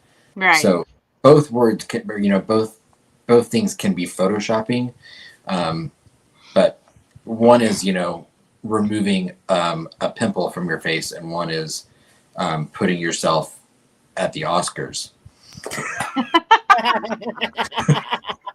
That's a good analogy. I like that. That's a good analogy. I did too, actually. Yep. Shadow Man. Just trying to find it, actually. Selfie, Mind Gap. It's on a. Is it on a short, or was it a short? I think this is it. Delphi. Okay, let me see if I can grab a freaking picture of this. Oh, okay, hold on. Whatever. Okay, let me put myself on mute for 1 second. I just want to grab a photo of this just for a second here. Give me a second.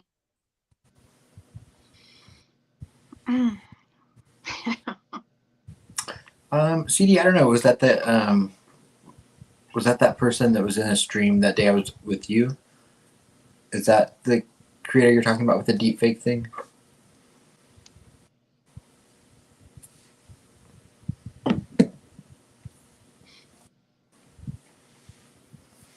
Oh, my stream guard is frozen up. I can't scroll through the chat. Oh no. Well, Lisa had a funny comment. No, never. It's probably a good thing I can't find it to read it. It might have got her bumped out of here. Okay, 1 second. It's funny. It's because it's this way. Okay. Okay. Well, so we'll just talk about this for a second because that's all it deserves, to be honest, or a couple more seconds anyway. Okay. Let's see. I'll make it bigger. Hold on, like this, because so what Clutch. they're trying to say here, and I think it's Ophosis or whatever. Sorry, the channel. I'm saying it wrong. It's just, you know what? I'm not sitting here like trying to put down the guy. I don't personally watch that channel myself. You know what I mean? Like he does his thing or she, whichever it is, he or she. Are you talking about Eye of Hypothesis? Yeah, that person. Okay. All right. Yeah. So I don't personally watch that channel. I've tried. It's just not my cup of tea. I was just honestly shocked that Cop Facts actually thought, and I'm not taking anything away from Cop Facts either. We all know that he's a great human being, does a lot of work, but I was actually just kind of shocked that he was agreeing with it, because I don't know how myself anyone could. Well, you guys in chat, what do you guys think? Okay, so basically what they're trying to say is that this Libby holding the glove is the same, that this was photoshopped, that they used this picture here to do this, but they use this picture. That's what would the benefit be? The head's not even at the same angle. But, what would the benefit be? That's what I'm confused by, because I've not watched the Cop Facts video, so I'm not sure what the benefit is. Like, why do they need to Photoshop this? It basically goes back to they're trying to implicate Kelsey. I don't know, right? Okay.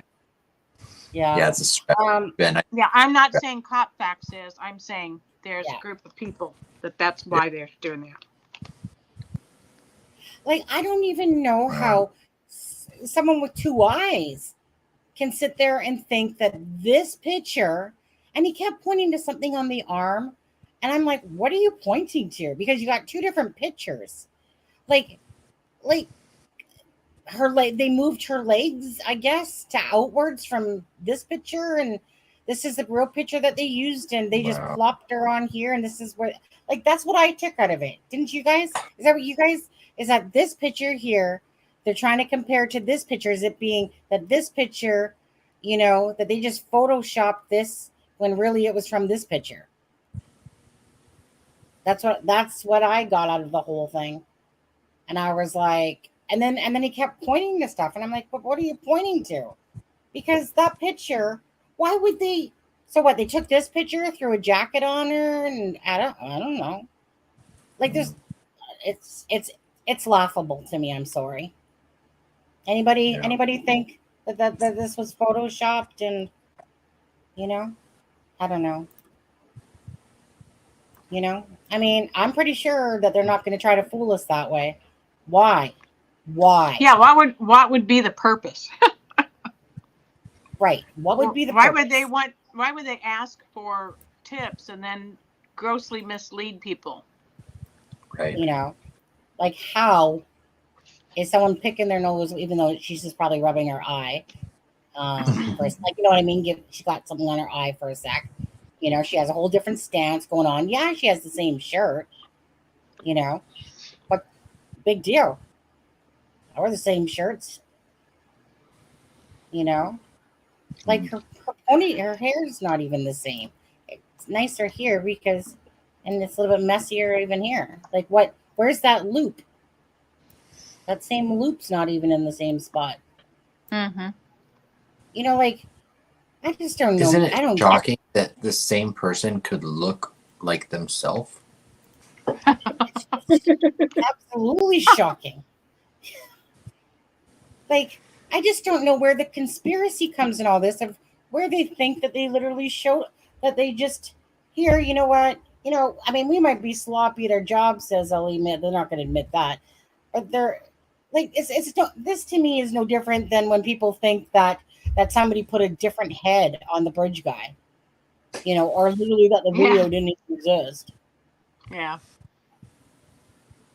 I have no idea. I mean, you guys can go watch the full thing, you know, on that Eye of Apophysis or whatever his name is. Apophysis or APH. Apophysis. Yeah, I'm not even sure how to pronounce it, to be honest with you. I'll You know, pass. and I'm sure that the person is, you know, like, I don't know, smart. Ish. Ish. I'm kidding. I think you have a better argument of a conspiracy theory over why they took the word "go" out from the original recording, as to this being photoshopped. Yeah. No, I don't think Caught Facts would put something like that out just to ruffle feathers. I think that Caught Facts actually believes it. You know, but and then that's his right, prerogatory, but I honestly, personally, I was personally in shock when I saw that he was referencing. Well, at first, okay, I mean, I heard it, and then I went back. I went over to the channel. I have that person, and I was like, I watched it, and I was like, oh, are they kidding me? Like I wanted to literally say good job on the video, but I couldn't bring myself because I was too busy going. I can't even comment to that, to be honest with you.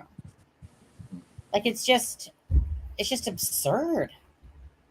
It's just absurd. Mm-hmm. Like that's taking it beyond a different realm for me personally. You know, I mean that makes it's just absurd. Excuse me, sorry. Like what would be the purpose? Like no one can think. Like there's a difference between a sloppy job a little bit, you know, like that they made mistakes along the way. There's a difference between that and trying to act like they're trying to fake us out with stuff. Like here, we're just gonna plant Libby or Abby on the bridge, and we're just gonna put a different head on the bridge guy, and they're purposely gonna distort it, you know, and stuff like that. That's just absurd. Okay, you guys, any case you ever come across, I don't care if it's from here to Timbuktu. Almost every single case, you're not going to find that. You're going to find that it's very reasonable that this is going to be Abby. That's very normal and logical in most cases. That most police officers or the LE aren't going to sit there and try to fake you out like that. It's just that's just common sense. And right, it is nonsense. Anyways, Right, I agree, Todd. Yeah, I mean, go check it out yourself. Go watch the video. It's a short, you know, that he has on. And oops, I'm not even showing myself down there. But other than that, so I don't know what theory somebody's right, Deb. Like I said, unless you said like they're, you know, someone's pushing more for like a whole different theory going on. Sorry. Yeah, they think that, you know, the girls weren't even there on the 13th, or they weren't even there on the, you know, day of the murder, that's actually from the day before. And that can't be true because there were people that saw the girls out there that day, you know, fellow students. So people are idiots. I'm sorry. People are just horribly stupid. There's some of them out there, that's for sure. I'm sorry. You know, I'm not gonna lie though, Adam. Within that, I do get a good chuckle out of it because honestly, I every time I see something like that, it just reminds me how there's so many different personalities in the world, and You know, I mean, like I said, it's almost like for me, I personally take it very like lightheartedly, knowing that there's a bunch of cuckoo clocks in this world who have these weird, wacky theories that don't even whatever. But it doesn't matter. They're always there. It doesn't matter what case you're working on. They're all there. You know. And then there's I didn't mean cop facts when I said that. You know, I because I know, you know. I know. I'm not putting him into that category, but I mean, there are a lot of really dumb people out there. We were just in shock, I think, that cop facts that he actually thought that would be the same picture, you know, or I just don't know, you know. I mean, he said his first friend looked at it and said it was like Photoshop right away, you know. Well, Todd, you're in here. But Todd's again, we don't know that we're looking at an original picture. No, exactly, Deb. Exactly, Deb. And that's why I'm saying I'm not putting cop facts into that category. Yeah. Right. But like, you know, the people that are originating these theories. I'm sorry. Yeah. Getting tired. But yeah. But you know what? Hey, the truth is boring. That's the bottom line. The truth is boring to most people. They want to add more into it. They want to make it. I mean, don't get me wrong. Abby's and Libby's case is twisted in lots of ways, but at the end, is it going to be so absurd, more absurd than some of those other cases that are there? Lori Vallow's case is absurd. Okay, that's absurd. Abby's and Libby's case is going to do with, you know, something to do with either SA, drugs. It's going to be the typical sex, drugs, money thing. Somewhere in there, you're going to find it. Somewhere in there, SA stuff. You know, and then there's going to be the story to it. But it's, you know, and sure, laying of the crime scene and staging it. But is that really abnormal for people to do stuff like that? No. You know, so it's going to fall in line with the normal realm of things that we would think. But sometimes people explode it way off this way. And everyone's like involved in, you know, from the dentist to the teacher to this to that, you know, when it's going to be to me multiple. There's going to be to me still multiple people that know or have knowledge or were part. You know, and when I say multiple, I'm saying about, I don't know. I still think 3 to 4 involved in the whole thing, but I think a few more might know about it. But we don't know. I don't know. I mean, we still can't even figure out if Kagan Klein truly has anything to do with it, even though everything looks that way. But it's going to come in the still like a normal line of this happened, this happened, this happened, this happened, and to sit there and think that they planted and photoshopped and took that picture and morphed it into that picture and just, you know, deceived us. Abby's on the bridge. Cuckoo. I don't think so. Not at all. Anyways, I'm going to go watch The Insanity right now. Yeah. Well, we're going to get off here in a sec, though, CD. I got stuff to do, and my eyes are getting tired, and Deb and Adam and Lewis. And 3.5 hours. Yeah. You guys are on a whole different time zone than we are. Yeah. You guys just give it a couple more minutes. I just want CD to come back and just say what he's going to say quickly. Because it's only just a short or whatever. Okay, let's get off of that. Reminder to everyone that tomorrow at 12:30, Fig Solves is going to be on Aspen Connor's channel. So make sure you're subscribed to Aspen Connor over there and give him your love and support. Okay, remember this is his first live that he'll be doing. Give him a thumbs up. Yeah, and so Adam, you're going to be so prepared for Friday when I'm not here, and you're going to be like, "Ooh, Sunny, I can do this. I'm good now." You know how it goes. You know how it goes. Yeah. Absolutely. I'll be like, today we're gonna show a rerun of the live I did on my show. I know. Well, you know what? That's probably it. You probably sit there and go over exactly what your guys' conversation was, because obviously, you know, there's a different following here as well. Now I know that Jonathan from Crime Scene to Courtroom, he was just in, of course, Lancashire at the St. Mike. God, I can't even talk anymore. St. Michael's St. on Michael's on the Weir. well, you don't. I know the word. It's, you know, sad thing is, I always keep saying that, but it's really St. Michael's on Wire. On Wire. Yeah, I keep His getting the pictures word were wrong. his pictures and video were awesome. Yeah. So yeah. So I know he's a little, probably like said, hey, we could be doing a live right now, and I'm like, dude, I gotta go camping, dude. You know. So I know. I was a little surprised. I might have to hit John up and be like, hey, John, what are you doing Friday? Right? Well, I'm gone, right? Well, exactly.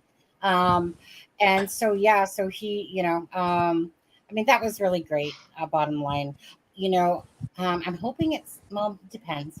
I know that there was a few other spots that, you know, people were saying, and there was a couple of spots too that I would have liked to have, you know, in hindsight. But you know, it was one of those things. He said he wasn't gonna go. Like, he was gonna go, then he changed his mind because he had a really bad headache. He said, and then all of a sudden I get this message Oh, in going, that rain.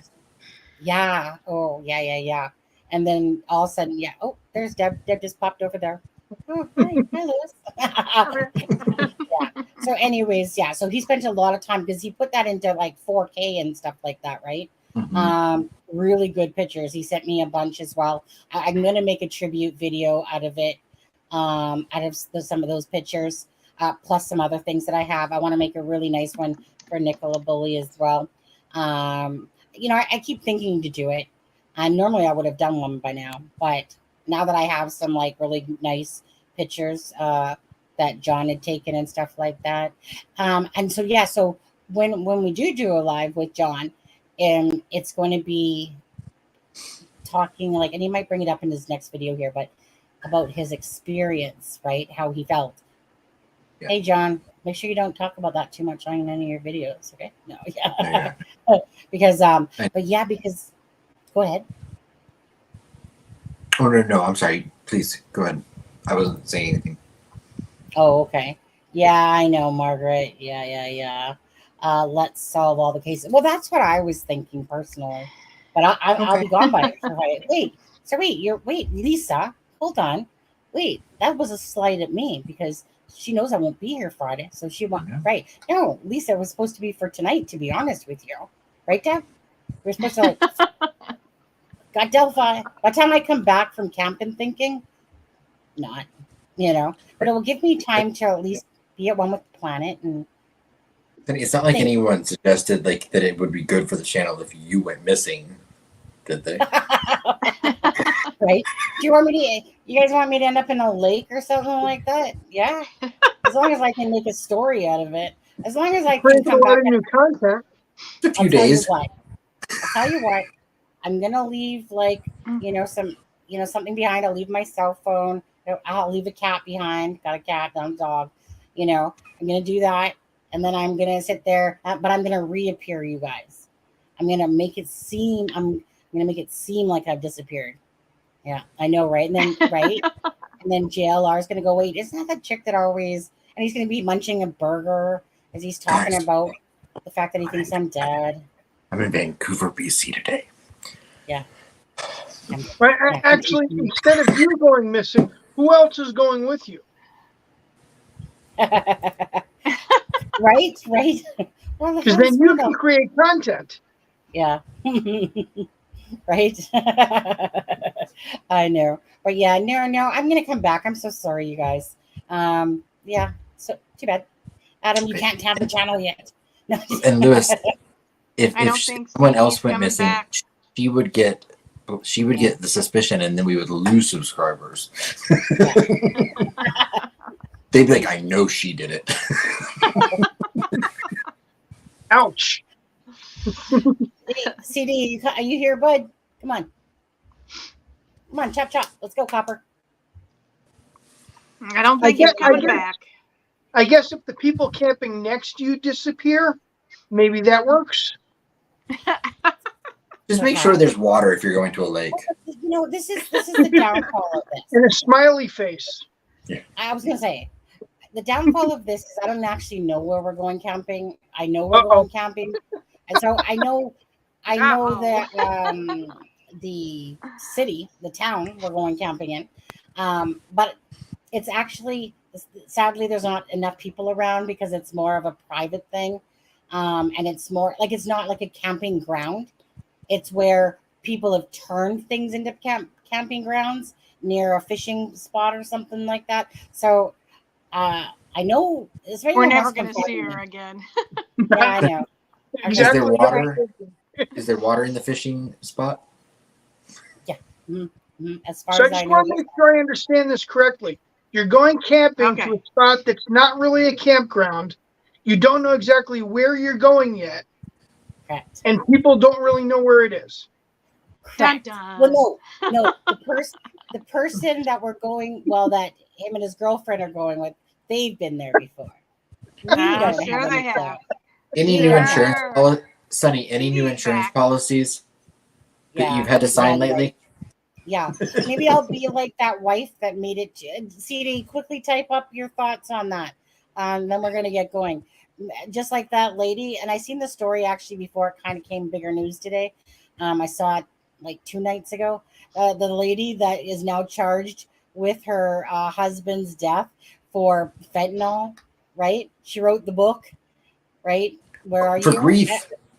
Yeah, right. So she's being charged now.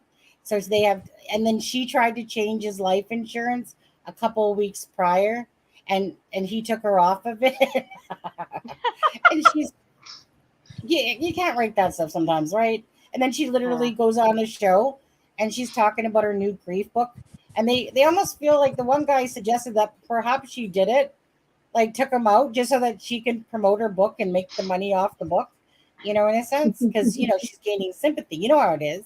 Yeah. What about you idiots, though, right? And anyways, Hey, so did you see what CD posted? Yeah. He says that was started with Clutch and his cronies. Now you have a bunch who have created videos and channels since he started with that nonsense. What a joke. Then he says, let's see. Then he said, sorry to anyone who is also retired law enforcement. I strongly disagree with that theory. It's 100% bullshit. I do agree others will be charged, but nothing else from that video. Right. In agreement. In agreement. In agreement. Okay. So I don't watch Clutch. I know the name. I know there's no showers there. I'm going to come home stinky and smelly. Good thing I have water and pit deodorant though, right? That will save me. Okay, Sunny, you are near. Sunny, no. My son is in Alberta. Actually, I meant to check on that, to be honest with you. Thank you, Shadow. So I asked my son if the fires were all around him up in Alberta. Normally they get them. Where we typically are, very nominal fires down in the lower mainland. So no, I see a little varmint though. I see a little mosquito. Now, can I just tell you a quick secret? Mosquitoes love the UK blood. Not even gonna lie. I'm gonna wait to see what happens to Ryan because mosquitoes leave me alone and they attack my husband like crazy. I'm not even kidding. Yeah, because we literally went out and bought one of those things, that was like pretty expensive. It was like $50 or something. And then the refills were like, like $15. And it was like this little thing that supposedly like not a zapper, but something that keeps them away. So I don't know. Anyways, thanks for asking, Shadow.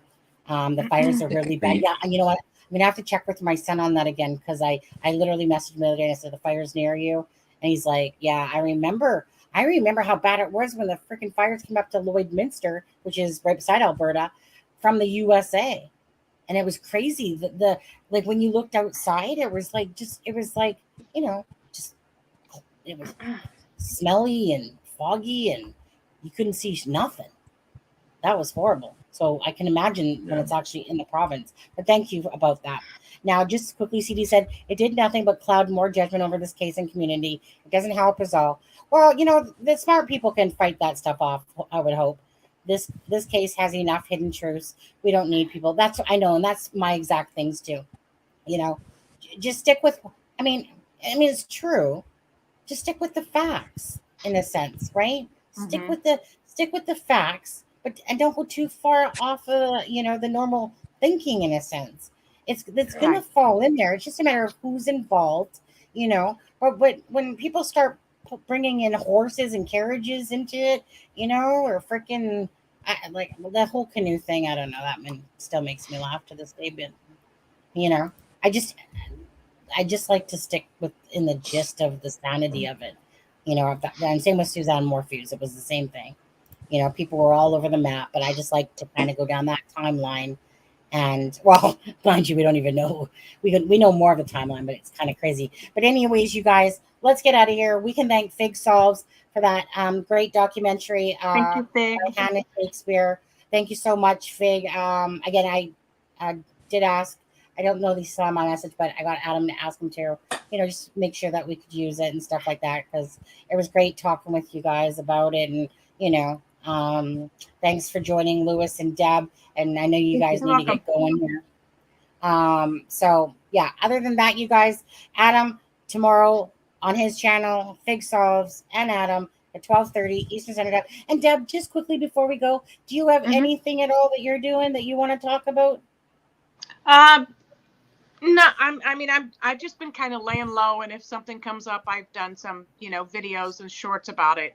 But I will be doing a live soon. Yeah, I know. I'll be doing a live soon. I keep meaning to ask you about that again. Because it's just time, been a busy time with my son graduating, and I had my family here. Congratulations. Thank you. He's still in school because he's doing grad school now, but yeah. So yeah. I will be doing a live, so good. Yeah, I know you said you've been busy with stuff going on and stuff like that, but yeah, absolutely. And then anyways, thank you guys for loving us and supporting us all the way, just like we'll give back, of course. Thank you guys for being good friends. Yeah, and CD in there too, and all you guys. Thank you guys so much, and thank you again to Fig. So with that being said, you guys, we're gonna head on out of here. You guys take care. And I'm going to come back. I'm not going to die. Okay? This is Sunny Justice and Aspen Connor from It's a Crime and Shame, wishing you all a good night.